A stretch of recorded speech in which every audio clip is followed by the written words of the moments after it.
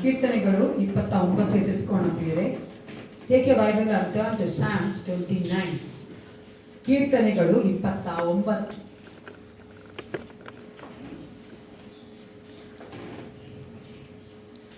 ಹನ್ನೊಂದು ವಚನಗಳಿವೆ. ನಾವು 10 ವಚನದವರೆಗೂ ಉತ್ತರ ಪ್ರತ್ಯುತ್ತರ ಓದಿಕೊಳ್ಳುವರಾಗಿದ್ದೇವೆ. 11ನೇ ವಚನ ಸೇರಿ ಓದ್ತೇವೆ. ಮೊದಲನೇ ವಚನ ನಾವು ಸ್ಟೇಜ್ ಮೇಲೆ ಓದಬೇಕಾದ್ರೆ ನೀವು 2ನೇ ವಚನ ಓದಬೇಕು. ಅದೇ ರೀತಿ ಕೊನೆಯ ವಚನವೆಲ್ಲರೂ ಸೇರಿ ಒಟ್ಟಾಗಿ ಓದುವವರಾಗಿದ್ದೇವೆ. ಕೀರ್ತನೆಗಳು 29 ಮೊದಲನೇ ವಚನ. ದೇವ ದೂತರುಗಳಿರ ಪರಮ ಪ್ರಭಾವವು ಯೆಹೋವನದೇ ಎಂದು ಹೇಳಿ ಕೊಂಡಾಡಿರಿ.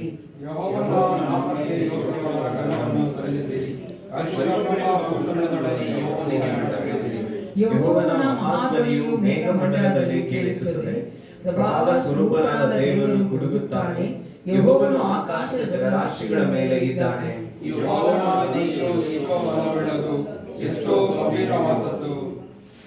ಯೆಹೋವನ ಗರ್ಜನೆಗೆ ದೇವದಾರು ವೃಕ್ಷಗಳು ದಡಾಲೆಂದು ಮುರಿದು ಬೀಳುತ್ತವೆ.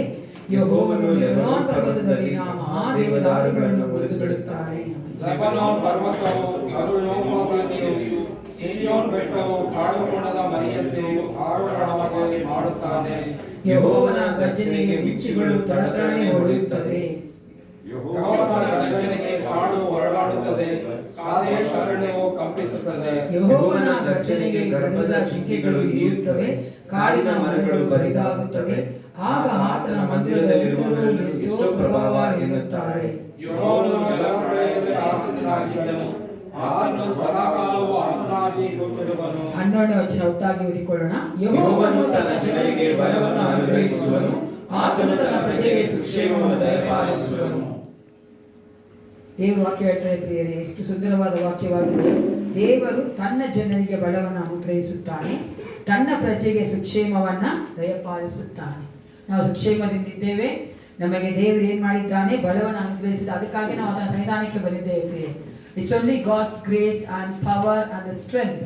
ಆತನು ಕೊಡದ ಬಲ, ನಮಗೆ ಕೊಟ್ಟದ ಶಕ್ತಿ, ಆತನ ಕೃಪೆಯಿಂದಲೇ ನಾವು ಜೀವಿಸ್ತಾ ಇದ್ದೇವೆ. ಈ ದಿನ ಆತನ ಸನ್ನಿಧಾನಕ್ಕೆ ಬಂದಿದ್ದೇವೆ. ಪ್ರಾರ್ಥನೆ ಮಾಡಿಕೊಳ್ಳೋಣ, ಆರಾಧನೆ ಒಪ್ಪಿಸಿಕೊಳ್ಳೋಣ ಪ್ರಿಯ. ನಿಮ್ಮ ನೀವೇ ಒಪ್ಪಿಸಿಕೊಳ್ಳಿ. ನೀವು ಕೇಳಿ ಪ್ರಿಯರೇ, ಏಸಪ್ಪ ಈ ಆರಾಧನೆ ನನ್ನೊಂದಿಗೆ ಮಾತನಾಡು.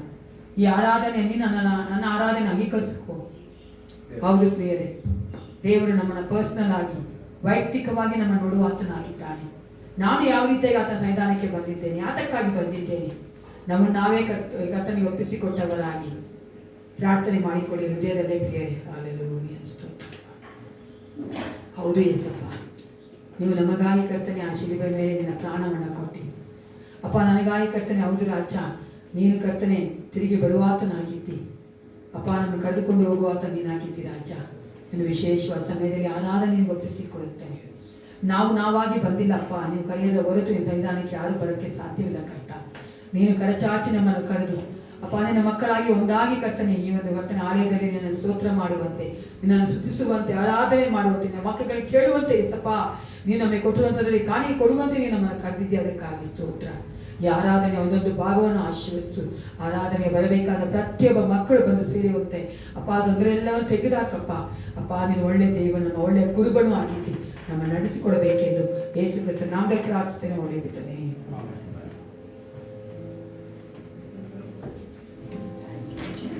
ನಮ್ಮ ಕರ್ತನು ನಮಗೋಸ್ಕರ ಎಷ್ಟೊಂದು ಉಪಕಾರಗಳನ್ನು ಮಾಡಿದಾತನಾಗಿದ್ದಾನೆ ಪ್ರಿಯರೇ. ಕಳೆದ ವಾರದಲ್ಲೆಲ್ಲ ಕರ್ತನು ನಮ್ಮೊಟ್ಟಿದ್ದು ನಮ್ಮನ್ನು ನಡೆಸಿದ ಆತನು, ನಮ್ಮನ್ನು ಪೋಷಿಸಿದ ಆತನು, ನಮಗೆ ಜೊತೆಗಾರನು ಆತನಾಗಿದ್ದ ಆತನು ನಮ್ಮನ್ನು ಕಾದುಕೊಂಡು ಬಂದಿದ್ದಾನೆ. ಇಂಥ ದೇವನನ್ನು ಆರಾಧಿಸುವುದೊಂದು ಯುಕ್ತವಾಗಿದೆ ಪ್ರಿಯರೇ. ಆತನು ಮಾಡಿದ ಎಲ್ಲ ಉಪಕಾರಗಳನ್ನು ನೆನೆಸಿ ಆತನನ್ನು ಆರಾಧಿಸುತ್ತಾ, ನನ್ನನ್ನು ನಡೆಸುವೆ, ನನ್ನನ್ನು ಕಾಯುವೆ, ನಿನಗೆ ಆರಾಧನೆಯಿಂದ ಆತನಿಗೆ ಆರಾಧನೆಯನ್ನು ಸಲ್ಲಿಸೋಣ. ನನ್ನನ್ನು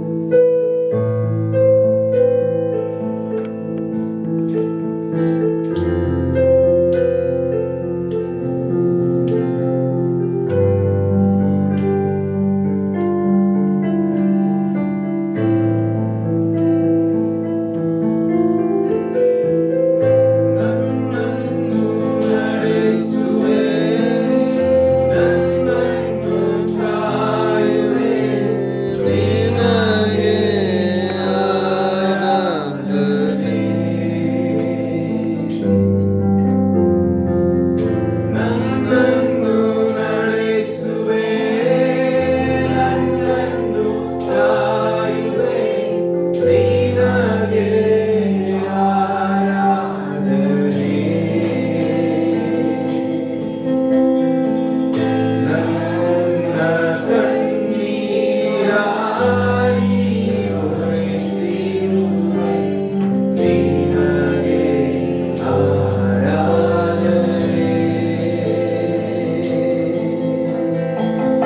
ನನ್ನ ಕಣ್ಣೀರ ನೀ ಒರೆಸಿರುವೆ ನಿನಗೆ ಆರಾಧನೆ.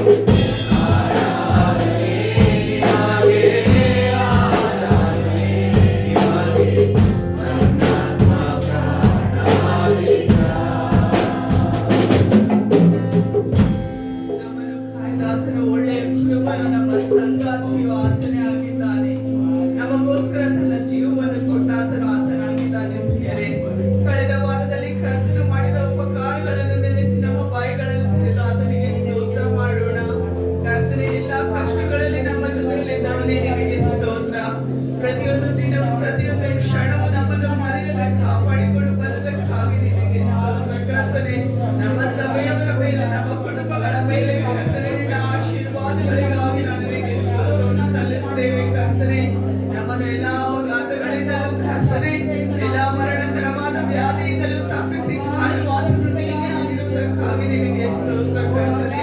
ನಮ್ಮ ಜನರು ಕರ್ತನೆ ನಮ್ಮ ಜೊತೆಯಲ್ಲೇ ಇದ್ದು ಕರ್ತನೆ, ನಮಗೆ ಕುರುಬನಾಗಿ ಕರ್ತನೆ ನಮ್ಮನ್ನು ಕಾಪಾಡಿಕೊಂಡು ಬಂದಿದೆಯಲ್ಲ ಕರ್ತನೆ, ಸ್ತೋತ್ರ.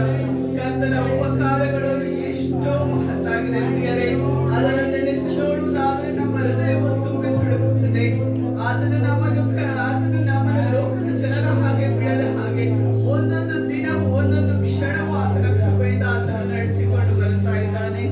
ನಾವು ಆ ದೇವರನ್ನು ಆರಾಧಿಸುವ ಹಾಗೆ ಆತನ ಉಪಕಾರಗಳನ್ನು ನೆನೆದು ಆತನು ನಮಗೆ ಹೇಗೆ ಸೋತು ಹೋದ ದಿನವೆಲ್ಲ ಆತನು ಸಂತೋಷವನ್ನು ಜಯವನ್ನು ಕೊಟ್ಟು ನಡೆಸಿದನು ಅದನ್ನು ನೆನೆಸಿ ನಾವು ಆತನಿಗೆ ಸ್ತೋತ್ರವನ್ನು ಸಲ್ಲಿಸುತ್ತಾ ಸ್ತೋತ್ರ ಎಂದು ಹಾಡುವೆನು ರಾಜ ಎಂಬ ಹಾಡನ್ನು ಹಾಡೋಣ.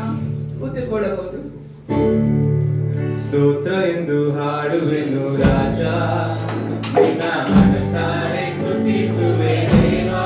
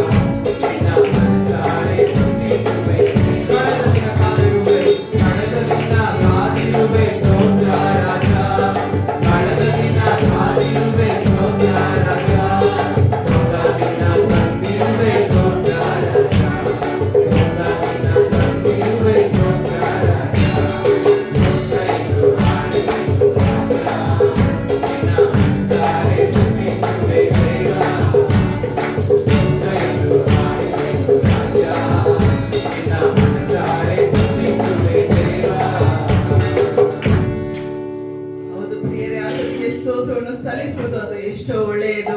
ನಾವು ಕೀರ್ತನೆ 105ರಲ್ಲಿ ಹೀಗೆ ನೋಡುತ್ತೇವೆ, ಯೆಹೋವನಿಗೆ ಕೃತಜ್ಞತಾಸ್ತುತಿ ಮಾಡಿರಿ, ಆತನ ನಾಮದ ಮಹತ್ತನ್ನು ವರ್ಣಿಸಿರಿ, ಜನಾಂಗಗಳಲ್ಲಿ ಆತನ ಕೃತ್ಯಗಳನ್ನು ಪ್ರಸಿದ್ಧಪಡಿಸಿರಿ, ಆತನನ್ನು ಕೀರ್ತಿಸಿರಿ, ಭಜಿಸಿರಿ, ಆತನ ಅದ್ಭುತ ಕೃತ್ಯಗಳನ್ನೆಲ್ಲ ಧ್ಯಾನಿಸಿರಿ, ಆತನ ಪರಿಶುದ್ಧ ನಾಮದಲ್ಲಿ ಹಿಗ್ಗಿರಿ. ಯೆಹೋವನ ದರ್ಶನವನ್ನು ಕೋರುವವರ ಹೃದಯವು ಹರ್ಷಿಸಲಿ. ಹೌದು, ಆತನನ್ನು ನೋಡುವಂತವರು ಆತನ ನಾಮವನ್ನು ಕೇಳುವಂತ ನಾವು ಹರ್ಷಿಸಬೇಕಾಗಿದೆ ಪ್ರಿಯರೇ. ನಮ್ಮ ದೇಹದಲ್ಲಿ ಉಸಿರಿರುವ ತನಕ ನಾವು ಆತನನ್ನೇ ಆರಾಧಿಸಬೇಕಾಗಿದೆ. ಏಕೆಂದರೆ ಕರ್ತನ ನಾಮವು ಅದು ಎಷ್ಟೋ ಮಧುರವಾಗಿದೆ. ಇಂಥ ದೇವನನ್ನು ನಾವು ಹಲ್ಲೆಲೂಯಾ ಆರಾಧನೆ, ಯೇಸು ರಾಜನಿಗೆ ಆರಾಧನೆ ಎಂಬ ಹಾಡಿನಿಂದ ಸ್ತುತಿಸೋಣ.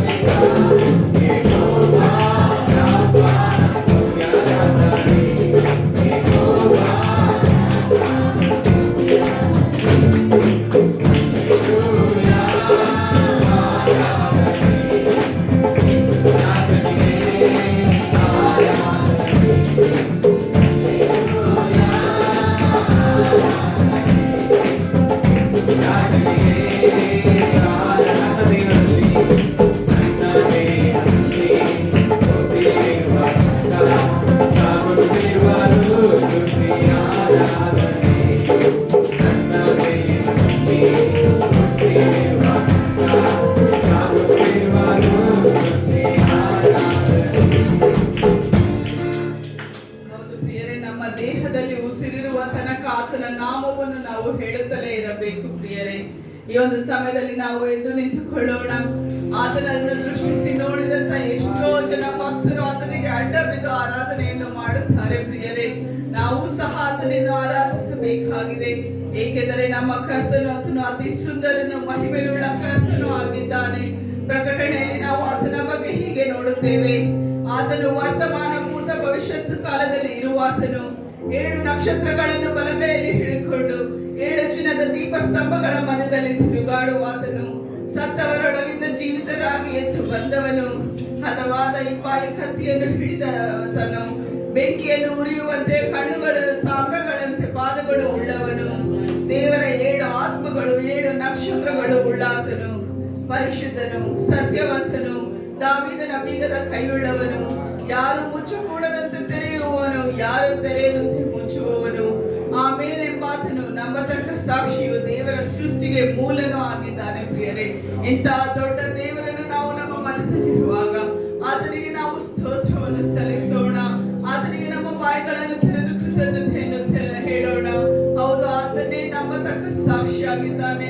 ಯಾರು ತೆರೆಯದಂತೆ ಮುಚ್ಚುವವರು, ಯಾರು ಮುಚ್ಚದಂತೆ ತೆರೆಯುವವರು ಆತನೇ ಆಗಿದ್ದಾನೆ. ಆತನು ಮಹಿಮೆಯುಳ್ಳ ದೇವರಾಗಿದ್ದಾನೆ. ಆತನು ಸಿಂಹಾಸನಾರೂಢನಾಗಿದ್ದಾನೆ. ಆತನನ್ನು ನಾವು ಹೊಗಳುವುದು ಎಷ್ಟೋ ಒಳ್ಳೆಯದು ಪ್ರಿಯರೇ. ಸ್ತೋತ್ರ ಕರ್ತನೆ, ಸ್ತೋತ್ರ ರಾಜ, ನೀನು ಉತ್ತಮನು. ಎಲ್ಲ ಮಹಿಮೆಗೂ ಎಲ್ಲ ಘನತೆಗೂ ನೀನೊಬ್ಬನೇ ಆಧಾರ. ಯೋಗ್ಯರಾಗಿರುವುದಕ್ಕಾಗಿ ನಿನಗೆ ಸ್ತೋತ್ರ ರಾಜ. ಹೌದು, ನಮ್ಮ ದೇವರನ್ನು ನಾವು ಆರಾಧಿಸುವ ಹಾಗೆ ಮಹಿಮೆಯ ದೇವ ನೀನೆ. ಹೌದು ಪ್ರಿಯರೇ, ಆತನೊಬ್ಬನೇ ಮಹಿಮೆಯ ದೇವನಾಗಿದ್ದಾನೆ. ಆತನಿಲ್ಲದೆ ಬೇರೆ ದೇವರುಗಳು ಇಲ್ಲ ಪ್ರಿಯರೇ. ನಾವು ನಮ್ಮ ಜೀವಿತದಲ್ಲಿ ನೋಡುವಾಗಲೂ ಆತನು ನಮಗೆ ಎಷ್ಟೋ ಒಳ್ಳೆಯವನಾಗಿದ್ದಾನೆ. ಮಹಿಮೆಯುಳ್ಳ ದೇವರನ್ನು ನಾವು ಆರಾಧಿಸುವಾಗ ಈ ಹಾಡಿನಿಂದ ಆತನನ್ನು ಘನಪಡಿಸೋಣ. ಮಹಿಮೆಯ ದೇವ ನೀನೇ, ಮಹಾಪರಿಶುದ್ಧ ರಾಜ ನೀನೇ. ಮಹಿಮೆಯ ದೇವ ನೀನೇ, ಮಹಾಪರಿಶುದ್ಧ ರಾಜ ನೀನೇ. ಸಿಂಹಾಸನ ಆಸೀನನೇ, ಸೈನ್ಯಗಳ ಕರ್ತನೇ.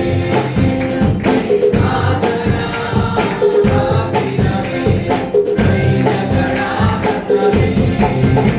ನಿನಗೆ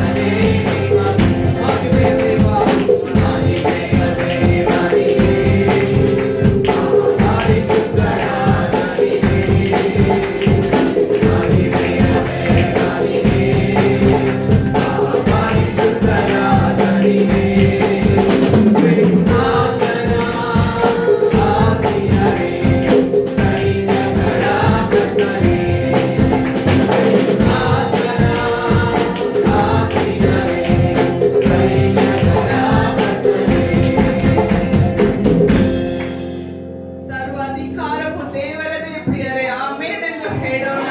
ಸರ್ವಾಧಿಕಾರವು ನಮ್ಮ ದೇವರದೇ.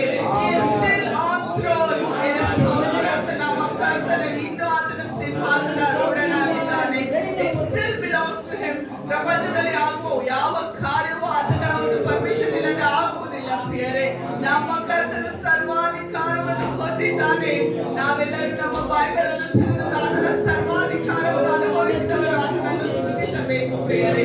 ಸ್ತೋತ್ರ ಕರ್ತನೆ, ಹೌದು ಕರ್ತನೆ, ಅಲ್ಫ ಒಮೇಗವು ನೀನೇ ಆಗಿದ್ದಿ, ಪ್ರಾರಂಭವು ಸಮಾಪ್ತಿಯು ಮಧ್ಯಸ್ಥನು ನೀನೇ ಆಗಿದ್ದಿ ಕರ್ತನೆ. ಭೂತ ಭವಿಷ್ಯತ್ ಕಾಲದಲ್ಲಿ ಇರುವ ಆತನು ಕರ್ತನೆ ನೀನೇ ಆಗಿದ್ದಿ. ಅದಕ್ಕಾಗಿ ನಿನಗೆ ಸ್ತೋತ್ರ ಕರ್ತನೆ. You are still on throne, Lord Jesus. We praise you. ಹೌದು ಕರ್ತನೆ, ನೀನೇ ಮಹಿಮೆಯುಳ್ಳ ದೇವರಾಗಿದ್ದಿ ಕರ್ತನೆ. ನೀನೇ ಸರ್ವಾಧಿಕಾರಿಯಾದ ದೇವರು.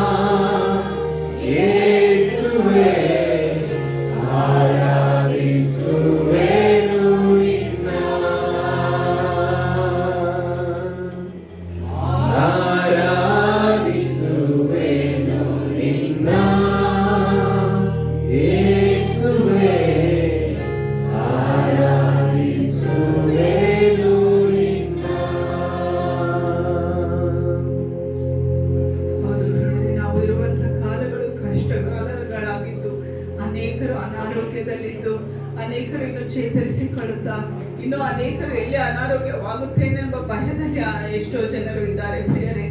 ಆದರೆ ನಮ್ಮ ದೇವರು ಯೆಹೋವ ಶಮ್ಮ ಆಗಿ ನಮ್ಮ ಜೊತೆಯಲ್ಲಿದ್ದಂತ ದೇವನಾಗಿದ್ದಾನೆ.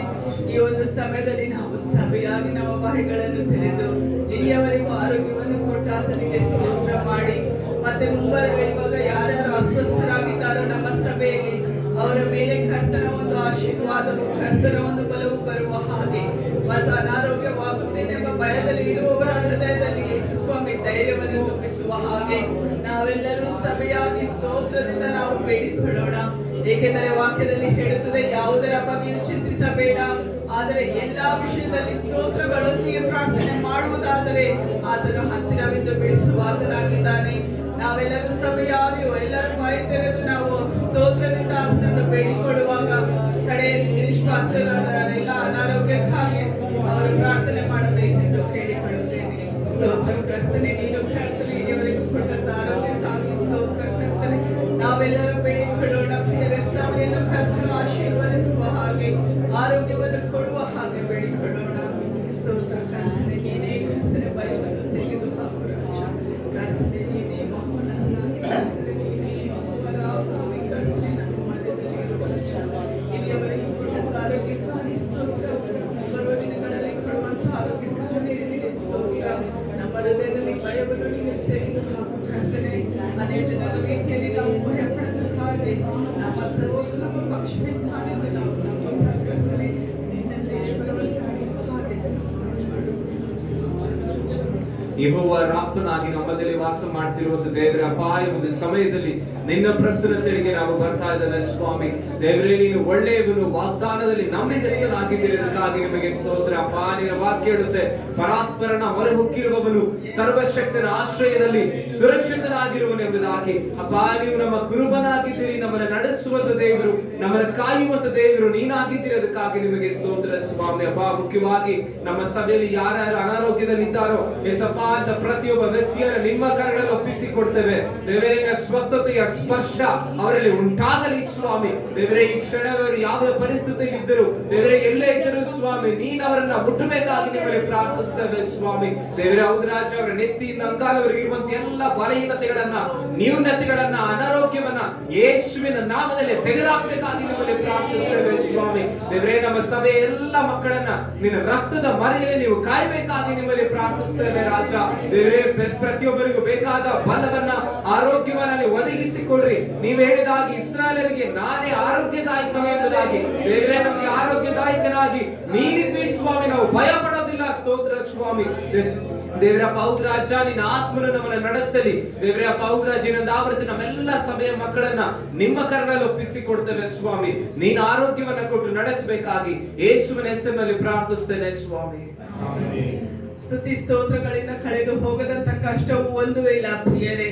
ನಾವು ಕೊನೆಯದಾಗಿ ಒಂದೇ ಒಂದು ಸ್ಟ್ಯಾನ್ಸ, ಯೆಹೋವ ಈರೆಯಾಗಿ ಅಗತ್ಯವೆಲ್ಲ ತೀರಿಸಿದೆ, ಯೆಹೋವ ನಿಸಿಯಾಗಿ ಜಯವನ್ನು ನೀಡಿದೆ, ಯೆಹೋವ ಶಮ್ಮ ನೀನೆ ಜೊತೆಯಲ್ಲಿ ನೀನಿರುವೆ, ಯೆಹೋವ ರಾಫ ನೀನೆ ಆರೋಗ್ಯದಾಯಕನೇ ಎಂದು ಹೇಳಿ ನಮ್ಮ ಕರ್ತನನ್ನು ಘನಪಡಿಸೋಣ. ಯೆಹೋವ ಈರೆಯಾಗಿ ಅಗತ್ಯವನ್ನು ತೀರಿಸಿದೆ, ಯೆಹೋವ ನಿಸಿಯಾಗಿ ಜಯವನ್ನು ನೀಡಿದೆ, ಯೆಹೋವ ಈರೆಯಾಗಿ ಅಗತ್ಯವನ್ನು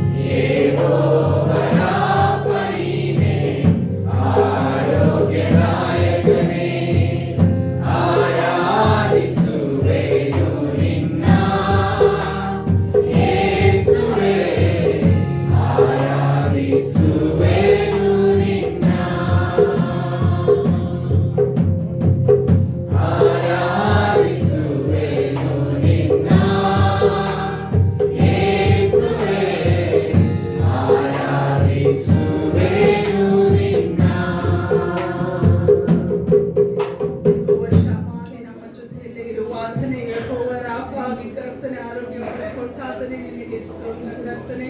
ನಮ್ಮ ಜೀವಿತಗಳಲ್ಲಿ ನೀನು ಮಾಡಿದಂಥ ಉಪಕಾರಗಳಿಗಾಗಿ ನಿನಗೆ ಸ್ತೋತ್ರವನ್ನು ಸಲ್ಲಿಸ್ತೇವೆ ರಾಜ. ಈ ಒಂದು ಸಮಯದಲ್ಲಿ ನಿನ್ನ ನಮ್ಮ ಮಧ್ಯದಲ್ಲಿ ಕರ್ತನೆ ಆಸೀನಾರೂಢನಾಗಿದ್ದೀ ಎಂದು ನಾವು ವಿಶ್ವಾಸಿಸುತ್ತೇವೆ ಕರ್ತನೆ. ನಮ್ಮ ಮಧ್ಯದಲ್ಲಿ ಬಂದದಕ್ಕಾಗಿ ನಿನಗೆ ಸ್ತೋತ್ರ. ನಿನ್ನ ಮಕ್ಕಳ ಆರಾಧನೆಯಲ್ಲಿ ಪ್ರಾರ್ಥನೆಯಲ್ಲಿ ಸಂತೋಷಗೊಂಡಾತನೇ ನಿನಗೆ ಸ್ತೋತ್ರವನ್ನು ಸಲ್ಲಿಸುತ್ತೇವೆ ರಾಜ. ಕರ್ತನೆ ದೇವರಿಗೂ ಕರ್ತನೆ ನಮ್ಮ ಜೀವಿತಗಳನ್ನು ನಡೆಸಿಕೊಂಡು ಬಂದಂತ ನೀನು ಕರ್ತನೆ ಮುಂಬರುವ ದಿನಗಳಲ್ಲಿಯೂ ಸಹ ಕರ್ತನೆ ನಿನ್ನ ನಾಮದ ಮಹಿಮೆಗಾಗಿ ಕರ್ತನೆ ನಮ್ಮನ್ನು ನಡೆಸಿಕೊಂಡು ಬಾ ಕರ್ತನೆ. ವಾಕ್ಯ ಭಾಗವನ್ನು ಸಂಡೇ ಸ್ಕೂಲ್ ಅನ್ನು ನಾವು ನಿನ್ನ ಕೈಯಲ್ಲಿ ಅರ್ಪಿಸುತ್ತೇವೆ ಕರ್ತನೆ. ಅದರ ಆಫರಿಂಗ್ ಅನ್ನು ನಾವು ನಿನ್ನ ಕೈಯಲ್ಲಿ ಅರ್ಪಿಸುತ್ತೇವೆ ಕರ್ತನೆ.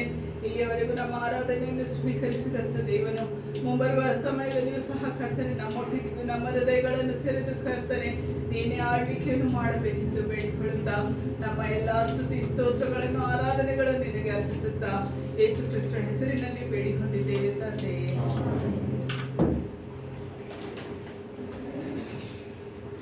ನಾವು ನಿಂತಿರುವಂತೆ ಸತ್ಯವೇದಗಳನ್ನ ಯೋಹಾನ ಸುವಾರ್ತೆ 14ನೇ ಅಧ್ಯಾಯಕ್ಕೆ ತಿಳಿಸ್ಕೊಳ್ಳೋಣ. As we remain standing, let's turn our Bible to Gospel according to John chapter 14. 14ನೇ ಅಧ್ಯಾಯಕ್ಕೆ ತಿಳಿಸ್ಕೊಳ್ಳೋಣ ಪ್ರಿಯರೇ. 12ರಿಂದ 14ನೇ ವಚನ ಓದುವರಾಗಿದ್ದೇವೆ. We are going to read from verses 12 to 14. ಯೋಹಾನ 14ನೇ ಅಧ್ಯಾಯ 12ರಿಂದ 14ನೇ ವಚನ ಮಧ್ಯೆ ಒಂದು ಸೌಭಾಗ್ಯ ಸಿಸ್ಟರ್ ಓದಬೇಕಂತ ಕೇಳ್ಕೊಳ್ತೇನೆ. ಯೋಹಾನ ಸುವಾರ್ತೆ 14ನೇ ಅಧ್ಯಾಯ 12ರಿಂದ 14. ನಿಮಗೆ ನಿಜ ನಿಜವಾಗಿ ಹೇಳುತ್ತೇನೆ, ನನ್ನನ್ನು ನಂಬುವವನು ನಾನು ನಡೆಸುವ ಕ್ರಿಯೆಗಳನ್ನು ತಾನು ನಡೆಸುವನು ಮತ್ತು ಅವುಗಳಿಗಿಂತ ಮಹತ್ತಾದ ಕ್ರಿಯೆಗಳನ್ನು ನಡೆಸುವನು. ಯಾಕಂದರೆ ನಾನು ತಂದೆಯ ಬಳಿಗೆ ಹೋಗುತ್ತೇನೆ.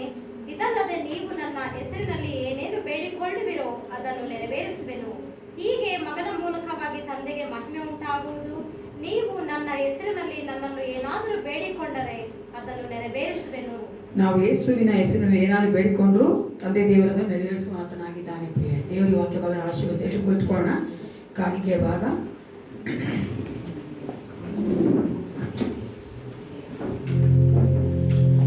ఎందుకు నన్నింతగా నీవు ప్రేమించితివో దేవా,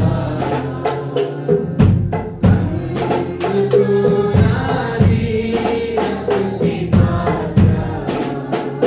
హల్లెలూయా యేసయ్యా, హల్లెలూయా యేసయ్యా. ఎందుకు నన్నింతగా నీవు ప్రేమించితివో దేవా, అందుకు నా దీన స్తుతి పాత్ర. హల్లెలూయా యేసయ్యా, హల్లెలూయా యేసయ్యా. నా పాపము నరరూపివైనావు, నా శాపము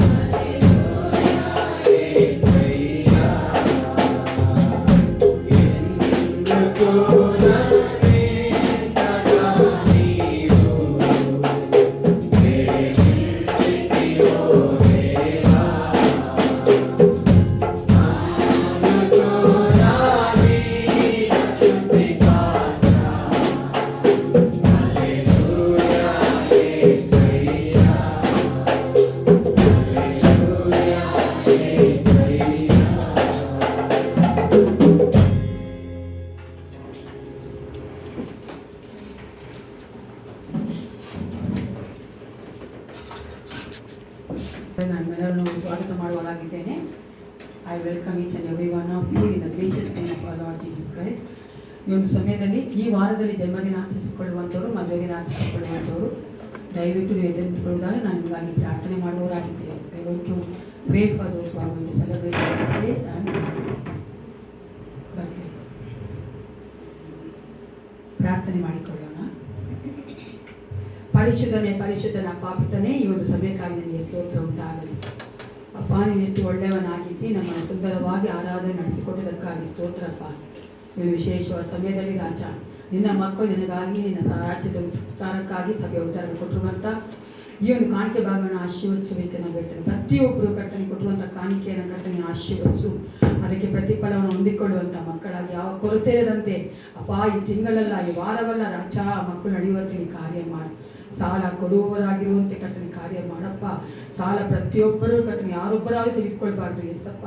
ಯಾವ ಕೊರತೆ ಇರದಂತೆ ನೀನು ನಡೆಸಿಕೊಡು. ನಿನ್ನ ಒಂದು ಕರ್ತನೆ ಪ್ರಭಾವದ ಐಶ್ವರ್ಯಕ್ಕೆ ತಕ್ಕ ಹಾಗೆ ಆ ಮಕ್ಕಳನ್ನ ಆಶೀರ್ವದಿಸು ಕರ್ತ. ಹೌದು ರಾಜ, ಕೊಡದೇ ಇರುವಂಥ ಕರಗಳನ್ನ ಆಶೀರ್ವದಿಸಿ ಮುಂಬರುವ ದಿನಗಳಿಗೆ ಕೊಡುವಂತೆ ಕಾರ್ಯ ಮಾಡಿ. ಒಂದು ಸಮಯದಲ್ಲಿ ನಿನ್ನ ಮುಂಭಾಗದ ತಲೆಬಾಗಿ ನಿಂತಿರುವಂಥ ನಿನ್ನ ಮಗಳ ಕರ್ತನೆ ಮೋನಿಕಾ ಮಗಳಿಗೆ ಒಪ್ಪಿಸಿಕೊಳ್ತೇನಪ್ಪ. ಮೋನಿಕಾ ಮಗಳ ಜೀವಿತವನ್ನು ನೀನು ಕಾಣುವಂಥ ಎಲ್ರೋಗಿ ಆಗಿದ್ದಿ. ಆ ಮಗನ ಬಳ್ಳಾತನು ಹೃದಯವನ್ನು ಬಳ್ಳಾತನಾಗಿದ್ದಿ. ಆ ಮಗನ ಕರ್ತನೆ ಕಟ್ಟಬೇಕೆ ನಾನು ಬೇಡುತ್ತೇನಪ್ಪ. ವಿಶೇಷವಾಗಿ ಏಸಪ್ಪ, ಆ ಮಗಳ ಕರ್ತನೆ ನೀನು ಯಾರನ್ನು ಇಟ್ಟಿದ್ಯೋ ಜೀವನ ಸಂಗಾತಿನ ಒದಗಿಸಿ ಕೊಡು ಕರ್ತನೆ. ಹಲ್ಲೆಲೂಯಾ. ಹೌದು ರಾಜ, ನೀನು ಕರ್ತನೆ ಅಪ್ಪ. ಹೌದು ರಾಜ, ಮನುಷ್ಯನು ಒಬ್ಬಂಟಿಗನಾಗಿದ್ದು ಒಳ್ಳೆಯದಲ್ಲವೇ ನಿನ್ನ ವಾಕ್ಯದಲ್ಲಿ ಹೇಳಿದ್ಯಾ. ಆದಾಮನಿಗೆ ಬೇಕಾದ ಅಪ್ಪಲನ್ನು ಕೊಟ್ಟಿಲ್ಲ ಏಸಪ್ಪ. ಈ ಮಗಳಿಗೆ ಒಂದು ಜೀವ ಸಂಗಾತಿನ ಒದಗಿಸಿಕೊಡು. ಆ ಮಗಳ ಮುಂದಿನ ಜೀವಿತ ನಿನ್ನ ಕರೆಗಳು ಒಪ್ಪಿಸಿಕೊಡುತ್ತೇನಪ್ಪ. ನೀನು ಏನು ಮಾಡಬೇಕೆಂದಿದ್ಯೋ ಆ ರೀತಿಯಾಗಿ ಆ ಮಗಳನ್ನ ನಡೆಸಪ್ಪ ಏಸಪ್ಪ. ಆ ಮಗಳನ್ನ ರೂಪಿಸು. ಆ ಮಗಳು ಅನೇಕರಿಗೆ ಒಂದು ಆಶೀರ್ವಾದವಾಗಿರುವಂತೆ ಕಾರ್ಯ ಮಾಡು. ನಿನ್ನ ಮಗನಾದ ಮಿಥುನಿಗೆ ಒಪ್ಪಿಸಿಕೊಡುತ್ತೇನೆ. ಆ ಮಗನ ಆಶೀರ್ವದಿಸು. ಆ ಮಗನ ಕೈ ಇಟ್ಟು ಮಾಡುವಂಥ ಪ್ರತಿಯೊಂದು ಕೆಲಸದಲ್ಲಿ ಆ ಮಗನ ಸಫಲತೆ ಕಾಣುವಂತೆ ಕಾರ್ಯ ಮಾಡಪ್ಪ. ಕಳೆದ ವರ್ಷವಲ್ಲ ಕಾಯ್ದಂಥ ದೇವರು ಮುಂದಿನ ವರ್ಷದಲ್ಲಿ ಇನ್ನೂ ಅಧಿಕವಾಗಿ ನಿನ್ನ ಮಹಿಮೆಗಾಗಿ ಜೀವಿಸುವಂತೆ ಕಾರ್ಯ ಮಾಡು. ಒಳ್ಳೆ ಆರೋಗ್ಯ ಕೊಡು ಏಸಪ್ಪ. ಅಪ್ಪ, ಮಗನ ಹೋಗೋಣ ಆಶೀರ್ವದಿಸು. ಆ ಮಗನ ಜೀವಿತದಲ್ಲೂ ಸಹ ಕರ್ತನೆ ನೀನು ಯಾರನ್ನು ಇಟ್ಟಿದ್ಯೋ ಅಪ್ಪ, ಹೌದು ರಾಜ, ಬೇಕಾಗುವಂಥ ಒಳ್ಳೆಯ ಸಂಗಾತಿಯನ್ನು ಕರ್ತನೆ ಒದಗಿಸಿ ಕೊಡು ಕರ್ತ.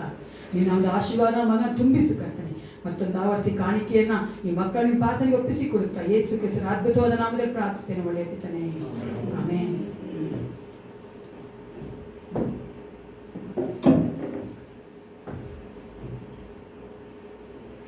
ಮಕ್ಕಳು ಸಂಡೇ ಸ್ಕೂಲ್ ಮೇಲ್ಗಡೆ ಹೋಗ್ಬೇಕು.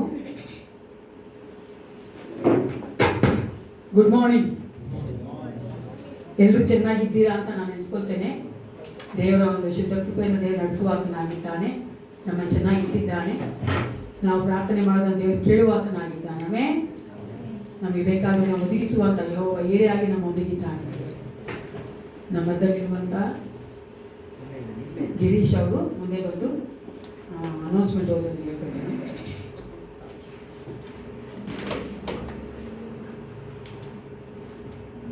ಈ ವಾರದ ಪ್ರಕಟಣೆಗಳು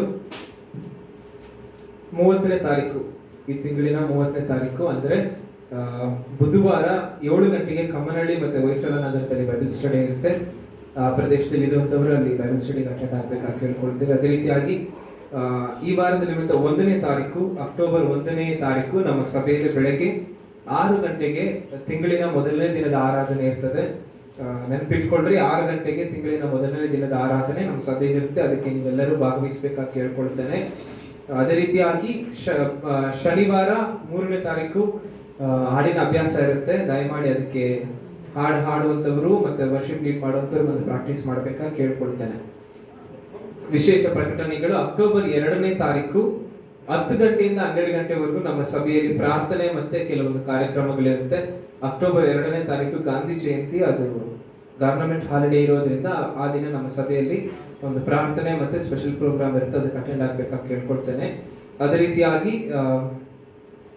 ನೋಟಿಸ್ ಬೋರ್ಡ್ನ ಎಲ್ಲರೂ ನೋಡ್ಬೇಕಾಗಿ ಕೇಳ್ಕೊಳ್ತೇನೆ. ವರ್ಷಿಪ್ ಟೀಮ್ ಮತ್ತೆ ವರ್ಷಿಪ್ ಲೀಡರ್ ಹೆಸರನ್ನ ನಾವು ಪೋಸ್ಟ್ ಮಾಡಿದ್ದೇವೆ. ದಯಮಾಡಿ ಅದರಲ್ಲಿರೋದನ್ನ ಫಾಲೋ ಮಾಡಬೇಕಾಗಿ ಕೇಳ್ಕೊಳ್ತೇನೆ. ಇದ್ರ ಬಗ್ಗೆ ಸಹಪಾಲಕರನ್ನು ಹೆಚ್ಚಾಗಿ ನಿಮ್ಗೆ ತಿಳಿಸ್ಕೊಡ್ತಾರೆ. ಅದೇ ರೀತಿಯಾಗಿ ಮುಂದಿನ ವಾರ ಅಂದ್ರೆ ಮೊದಲನೇ ಭಾನುವಾರ ಆಗಿರೋದ್ರಿಂದ ನಮ್ಮ ಸಭೆಯಲ್ಲಿ ಕಮ್ಯುನಿಯನ್ ಇರುತ್ತೆ ಮತ್ತೆ ಪಾಸ್ಟಲ್ ಕಮಿಟಿ 2 ಇರುತ್ತೆ. ದಯಮಾಡಿ ಅದನ್ನ ನೆನಪಲ್ಲಿ ಇಟ್ಕೊಳ್ರಿ. ಮೊದಲನೇ ಭಾನುವಾರ ನಮ್ಮ ಸಭೆಯಲ್ಲಿ ಕರ್ತನ ಭೋಜನ ಇರುತ್ತೆ ಮತ್ತೆ ಸಹಪಾಲನ ಸಮಿತಿ ಇರುತ್ತೆ. ದೇವರು ನಿಮ್ಮನ್ನು ಆಶೀರ್ವಾದ ಮಾಡಿ.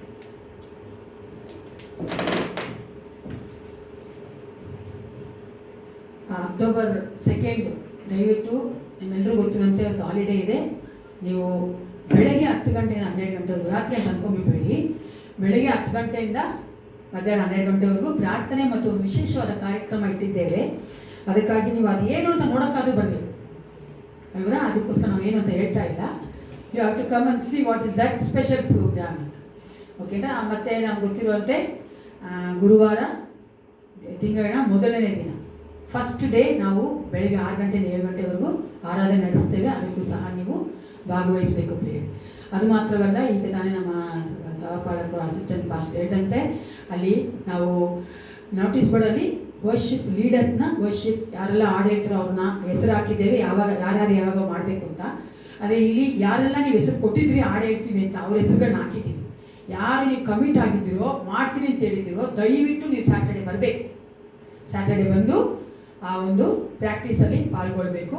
ಯಾಕಂದರೆ ಭಾನುವಾರ ನಾವು ಆರಾಧನೆ ಮಾಡಬಹುದಾಗಿದೆ. ಅದಕ್ಕಾಗಿ ಈ ಸಮಯದಲ್ಲಿ ನಾವು ಕಣ್ಣುಗಳನ್ನು ಮುಚ್ಚಿಕೊಂಡವರಾಗಿ ದೇವರ ವಾಕ್ಯಕ್ಕೆ ನಮ್ಮನ್ನು ಒಪ್ಪಿಸಿಕೊಟ್ಟವರಾಗಿ ದೇವರು ನಮ್ಮನ್ನು ಸಿದ್ಧ ಮಾಡುವಂತೆ ನಾವು ದೇವರಲ್ಲಿ ಕೇಳಿಕೊಳ್ಳೋಣ ಪ್ರಿಯರೇ. ಹಲ್ಲೆಲೂಯಾ, ಸ್ತೋತ್ರ. Thank you Jesus, thank you father, ಸ್ತೋತ್ರ ದೇವ. Hallelujah, hallelujah, holy holy holy Jesus. ಪರಿಶುದ್ಧನೇ, ಸ್ತೋತ್ರ ಸ್ತೋತ್ರ ಸ್ತೋತ್ರ ಕರ್ತ. ಏಸಪ್ಪ, ನೀನು ಕರ್ತನೆ ಆಳ್ವಿಕೆ ಮಾಡುವಂಥ ದೇವನಾಗಿ, ಅಪ್ಪ ನಮ್ಮ ಮಧ್ಯದಲ್ಲಿ ಕರ್ತನೆ ಮಾತನಾಡುವಂಥ ದೇವನಾಗಿ, ರಾಜ ನಮ್ಮಿಂದ ಏನು ಸಾಧ್ಯವಿಲ್ಲ, ನೀನೊಬ್ಬನೇ ಸರ್ವ ಅಧಿಕಾರವುಳ್ಳ ದೇವನು, ಸರ್ವಶಕ್ತನು, ಸರ್ವವಲ್ಲಭನಾಗಿದ್ದಿ ನಮ್ಮೊಂದಿಗೆ ನೀನು ಮಾತನಾಡು ಕರ್ತ. ನಿನ್ನ ವಾಕ್ಯಗಳು ಅದು ಜೀವವುಳ್ಳದ್ದು ಏಸಪ್ಪ.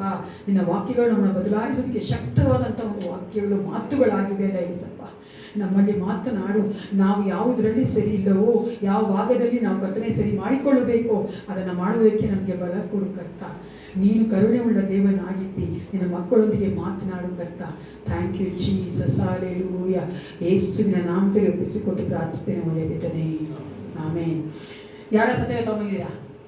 ಯಾರು ಬೈಬಲ್ ತಗೊಂಡಿದ್ದೀರಾ? ಎಲ್ಲರೂ ತೋರಿಸಿ, ಆಯ್ಕೆ ಮಾಡ್ಕೊಂಡು ಹೋಗ್ತೀರಿ. ನಾನು ಹೇಳಂಗೆ ಹೇಳಿ, ಇದು ನನ್ನ ಸತ್ಯವೇದ, ಈ ಸತ್ಯವೇದದಲ್ಲಿ ಬರೆದಿರುವಂತಹ ಪ್ರತಿಯೊಂದು ವಾಕ್ಯಗಳು ನನಗಾಗಿ ಬರೆಯಲ್ಪಟ್ಟಿದೆ. ಈ ವಾಕ್ಯಗಳು ನನ್ನ ಜೀವಿತವನ್ನ ಬದಲಾಯಿಸುವುದಕ್ಕೆ ಶಕ್ತವಾದ ವಾಕ್ಯಗಳಾಗಿವೆ. ಯೇಸುವಿನ ನಾಮದಲ್ಲಿ ಆಮೇನ್. ಒಂದ್ಸಾರಿ ಒಬ್ಬ ಯವನಸ್ಥ ಹುಡುಗ ಒಬ್ಬ ಯವನಸ್ಥ ಹುಡುಗಿ ಹತ್ರ ಹೋಗಿ, ನೀನು ನನ್ನ ಹೃದಯದೊಳಗೆ ಬಾ ಹುಡುಗಿ ಅನ್ನಂತೆ. ಅದಕ್ಕೆ ಆ ಹುಡುಗಿ ಹೇಳಿದ್ರೆ, ಚಪ್ಪಲಿ ತೆಗಿಬೇಕಾ? ಅದಕ್ಕೆ ಅವನ ಅಯ್ಯೋ ಹುಚ್ಚಿ, ನನ್ನ ಹೃದಯ ಏನು ಟೆಂಪಲ್ಲ, ದೇವಸ್ಥಾನ, ಚಪ್ಪಲಿ ಹಾಕೊಂಬ ಪರವಾಗಿಲ್ಲ ಅನ್ನೋದು. ಈ ಕಾಲ ಮಕ್ಕಳು ಎಷ್ಟು ಹುಷಾರಾಗಿದ್ದೆ ಹೇಳ್ತಾರಲ್ಲ ಬೇರೆ, ಆದರೆ ನಾವು ಏಸಪ್ಪನ ಮಕ್ಕಳು ಅದಕ್ಕಿಂತ ಹುಷಾರಾಗಿರ್ಬೇಕು. ಆಮೇಲೆ ಸತ್ಯವೇದಗಳನ್ನ ಲೂಕನ ಸುವಾರ್ತೆ 19ನೇ ಅಧ್ಯಾಯ 1ರಿಂದ 10ನೇ ವಚನಕ್ಕೆ ತಿರ್ಸ್ಕೊಂಡು ನಾವು ಈ ದಿನ ಆ ವಾಕ್ಯಗಳನ್ನ ಧ್ಯಾನ ಮಾಡುವುದಾಗಿದ್ದೇವೆ. ಲೂಕನ ಸುವಾರ್ತೆ 19ನೇ ಅಧ್ಯಾಯ 1ರಿಂದ 10. ಯಾರು ಓದೋದು ಬೇಡ, ನಾನು ಹೇಳೋದು ವಚನ ಓದಿದ್ರೆ ಸಾಕು. Gospel according to Luke, chapter 19, verses 1 to 10. 1 ಮತ್ತು 2ನೇ ವಚನ ಓದಿಕೊಳ್ಳೋಣ ಪ್ರಿಯರೇ. ಆತನು ಎರಿಕೋ ಊರನ್ನು ಒಪ್ಪು ದಾಟಿ ಹೋಗ್ತಿದ್ದರು. ಅಲ್ಲಿ ಜಕಾಯನೆಂಬ ಹೆಸರುಳ್ಳ ಒಬ್ಬ ಮನುಷ್ಯನಿದ್ದನು. ಅವನು ಸುಂಕದ ಗುತ್ತಿಗೆದಾರನು ಮತ್ತು ಐತರ ಬಂದನು. ಅವನು ಯೇಸುವ ವಿಚಾರವನ್ನು ನೋಡಲು ಸಾಕು. 1 ಮತ್ತು 2 ಮಾತ್ರ ನೋಡೋಣ. ಇಲ್ಲಿ ಏನು ನೋಡ್ತೀವಿ? ಇಲ್ಲಿ ಒಬ್ಬ ವ್ಯಕ್ತಿಯ ಕುರಿತಾಗಿ ಇಲ್ಲಿ ಮಾತಾಡ್ತಾ ಇದ್ದಾರೆ ಅಲ್ವಾ? ಯೇಸು ಕ್ರಿಸ್ತನು ಯಾವ ಒಂದು ದಾರಿಯನ್ನು ಹಾದು ಹೋದಂತೆ? ಎರಿಕೋ ಊರನ್ನ ಒಕ್ಕು ದಾಟಿ ಹೋಗುತ್ತಾ ಇದ್ದ ಅಲ್ವಾ? ಜೆರಿಕೋ ಹೋಗ್ತಾ ಇದ್ದಾನೆ. ಜೆರಿಕೋಯಿಂದ ಆತನ ದಾಟಿ ಹೋಗ್ತಾ ಇದ್ದಾನೆ. ಅಲ್ಲಿ ಒಬ್ಬ ಮನುಷ್ಯ ಆಯ್ತು. ಆತನ ಹೆಸರೇನು? ಜೋರಾಗಿ. ಈ ಜಕಾಯನ ಕುರಿತಾಗಿ ನಾವು ಈ ದಿನ ನೋಡಲು ಹೋಗ್ತಾ ಇದ್ದೇವೆ. ಅದಕ್ಕಾಗಿ ಜಕಾಯ ಆತನ ಏನಾಗಿದ್ದ? ಸುಂಕದವರಿಗೆ ಆತನ ಹೆಡ್ ಆಗಿದ್ದ. ಅಂದ್ರೆ ಟ್ಯಾಕ್ಸ್ ಕಲೆಕ್ಟರ್ಸ್ ಎಲ್ರಿಗೂ ಆತನ ಹೆಡ್, ಅಂದ್ರೆ ಮೇಲ್ವಿಚಾರಕ, ದೊಡ್ಡವನು ಅವನು. ಅದು ಮಾತ್ರ ಅಲ್ಲ, ತುಂಬಾ ಐಶ್ವರ್ಯವಂತನಾಗಿದ್ದಾನೆ. Is a rich man. ಇವಾಗ ಜಕಾಯನ ಬಗ್ಗೆ ಇಲ್ಲಿ ನಾವು ಇಂಟ್ರಡಕ್ಷನ್ ನೋಡ್ತೀವಿ, ಅಥವಾ ಒಂದು ಹಿನ್ನೆಲೆ ನೋಡ್ತೀವಿ, ಒಂದು ಬ್ಯಾಕ್ ಗ್ರೌಂಡ್ ನೋಡ್ತೀವಿ. 3 ಮತ್ತು 4 ಇವಾಗ ಓದೋಣ. 3 and 4 ಓದಿ. ಅವನು ಯೇಸು ಎಂಥವನೆಂದು ನೋಡಬೇಕಿದ್ದರು.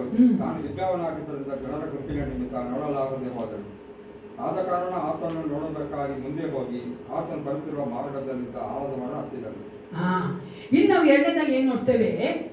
ಆ ಇಂಟ್ರಡಕ್ಷನ್ ಆದ ನಂತರ ಜಕಾಯನು ಯೇಸುವನ್ನ ನೋಡ್ಬೇಕಂತ ಆಸೆ ಪಟ್ಟ ಅಲ್ವಾ? He had that desire and curiosity. ಅಂದ್ರೆ ಕುತೂಹಲ ಇತ್ತು ಆತನಿಗೆ, ಆಸೆ ಇತ್ತು ಯೇಸು ಎಂತವನೆಂದು ನೋಡ್ಬೇಕಂತ ಅಲ್ವಾ. ಆಸೆ ಇತ್ತು ನೋಡಿ. ಬೇರೆ ಆತನ ಆಸೆ ಮಾತ್ರ ಇರಲಿಲ್ಲ, ಅವನ ಕುತೂಹಲ ಮಾತ್ರ ಇರಲಿಲ್ಲ. ಆತನ ಅದಕ್ಕೆ ಏನ್ ಮಾಡ್ದ, ಎಫರ್ಟ್ ಹಾಕ್ತ. ಆತನು ಒಂದು ಪ್ರಯತ್ನ ಪಟ್ಟ. ಏನ್ ಪ್ರಯತ್ನ ಪಟ್ಟ? ಓಡೋಗಿ ಒಂದು ಮರ ಹತ್ತು ಕೂತ್ಕೊಂಡ. ಯಾವ ಮರ? ಕೇಳಿಸ್ಕೊಂತ ಇದ್ದೀರಲ್ಲ, ಕಣ್ಣುಗಳು ಮಾತ್ರ ಇರಬಾರ್ದು, ಮೈಂಡ್ ಇರಬೇಕು. ಗೊತ್ತಲ್ಲ, ಬರೀ ಕಣ್ಣುಗಳು ಮಾತ್ರ, ಮೈಂಡ್ ಇರಬೇಕು. ನಾವು ಏಸಪ್ಪನ ಸನ್ನಿಧಾನಕ್ಕೆ ಭಾನುವಾರದಲ್ಲಿ ವಾರಕ್ಕೆ ಒಂದ್ಸಾರಿ ಬರೋದು 2 ಅವರ್ಗೆ, 2 ಅವರ್ 1 ಅವರ್ವರೆಗೆ. ಅದನ್ನು ಸಹ ನೀವು ದೇವರೇ ಕೊಡಬೇಕು ಅಂತ ಕತ್ಕೊಂಬಾರ್ದು. ಇಲ್ಲೇ ಇರಬೇಕು ಮನುಷ್ಯನ. ಆರಾಧನೆ ಮಾಡ್ಬೇಕಾದ್ರೆ, ನಾವು ವಾಕ್ಯ ಕೇಳಬೇಕಾದ್ರೆ, ಅನೌನ್ಸ್ಮೆಂಟ್ ಕೇಳಬೇಕಾದ್ರೆ, ಕಾಣಿಕೆ ಭಾಗದಲ್ಲಿ ಎಲ್ಲರೂ ನಾವು ಸಂಪೂರ್ಣ 100% 100% ನಾವು ಇರಬೇಕು. ಇಲ್ಲ ನಾವೇನ್ ನೋಡ್ತೀವಿ, ಆಳದ ಮರ ಹತ್ತಿ ಕೂತ್ಕೊಂಡ. ಯಾತಕ್ಕಾಗಿ? ಯೇಸು ಎಂತವನ್ನ ನೋಡೋದಕ್ಕಾಗಿ. ಅದರಿಂದ ಆಸೆ ಒಂದು ಇದು ನೋಡಿ, ಕುತೂಹಲ ಆತನ್ನ ಆ ಒಂದು ಪ್ರಯತ್ನ ಮಾಡುವಂತೆ ಮಾಡಿತು. ನಾವು ಹೆಂಗಿದ್ದೇವೆ ಪ್ರಿಯರೇ?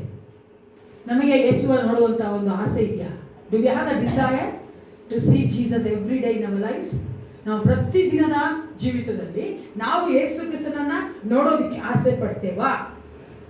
ಯಾಕೋಬ 4:8 ಓದೋಣ. ಯಾಕೋಬ 4:8 ಏನು ಹೇಳ್ತದೆ?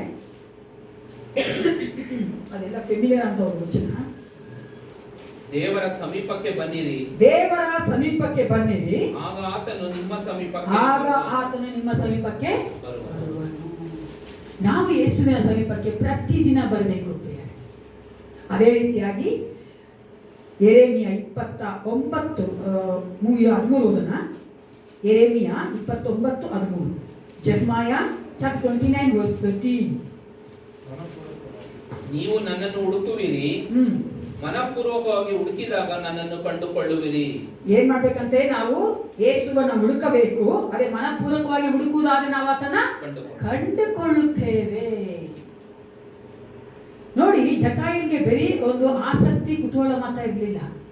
ಆ ಆಸಕ್ತಿ ಕುತೂಹಲದಿಂದ ಆತನ ಏನ್ ಮಾಡ್ಬಿಟ್ಟ? ಕುಳುನಾಗಿದ್ದರಿಂದ ಆಲದ ಮರ ಹತ್ತಿ ಯೇಸುವನ್ನ ನೋಡ್ಲೇಬೇಕೆಂಬ ಒಂದು ಪ್ರಯತ್ನ ಮಾಡ್ದ. ನಾವು ನಮ್ಮ ಜೀವಿತದಲ್ಲಿ ಹೆಂಗಿದ್ದೇವೆ? ನಾವು ಆತ ನೋಡಕ್ಕೆ ಆಸೆ ಪಡ್ತೀವ? ಪ್ರತಿದಿನ ನೋಡಕ್ಕೆ ಆಸೆ ಪಡ್ತೀವ? ಡ್ರಾ ನಿಯರ್ ಟು ಮೀ, ನಾವು ಯಾಕೋಬನ ಪತ್ರಿಕೆ ನೋಡಿದ್ವಿ. ದೇವರ ಸಮೀಪಕ್ಕೆ ನೀವು ಬನ್ನಿರಿ, ಆಗ ದೇವರು ನಿಮ್ಮ ಸಮೀಪಕ್ಕೆ ಬರುತ್ತಾರೆ. ದೇವರ ಸಮೀಪಕ್ಕೆ ಬರೋದಂದ್ರೆ ಏನು? How to draw near to God. ಯೇಸುವಿನ ಸಮೀಪಕ್ಕೆ ಬರೋದೆಂತ ಯಾವ ರೀತಿಯಾಗಿ? ಪ್ರಾರ್ಥನೆ ಮೂಲಕವಾಗಿ. ಗುಡ್. ದೇವರ ವಾಕ್ಯ ಓದುವುದರ ಮೂಲಕವಾಗಿ ಯೇಸುವಿನ ಸ್ವರವನ್ನ ಪ್ರತಿದಿನ ಕೇಳುವವರಾಗಿರ್ಬೇಕು. ಯೇಸುವಿನೊಂದಿಗೆ ಪ್ರತಿದಿನ ಮಾತಾಡಬೇಕು.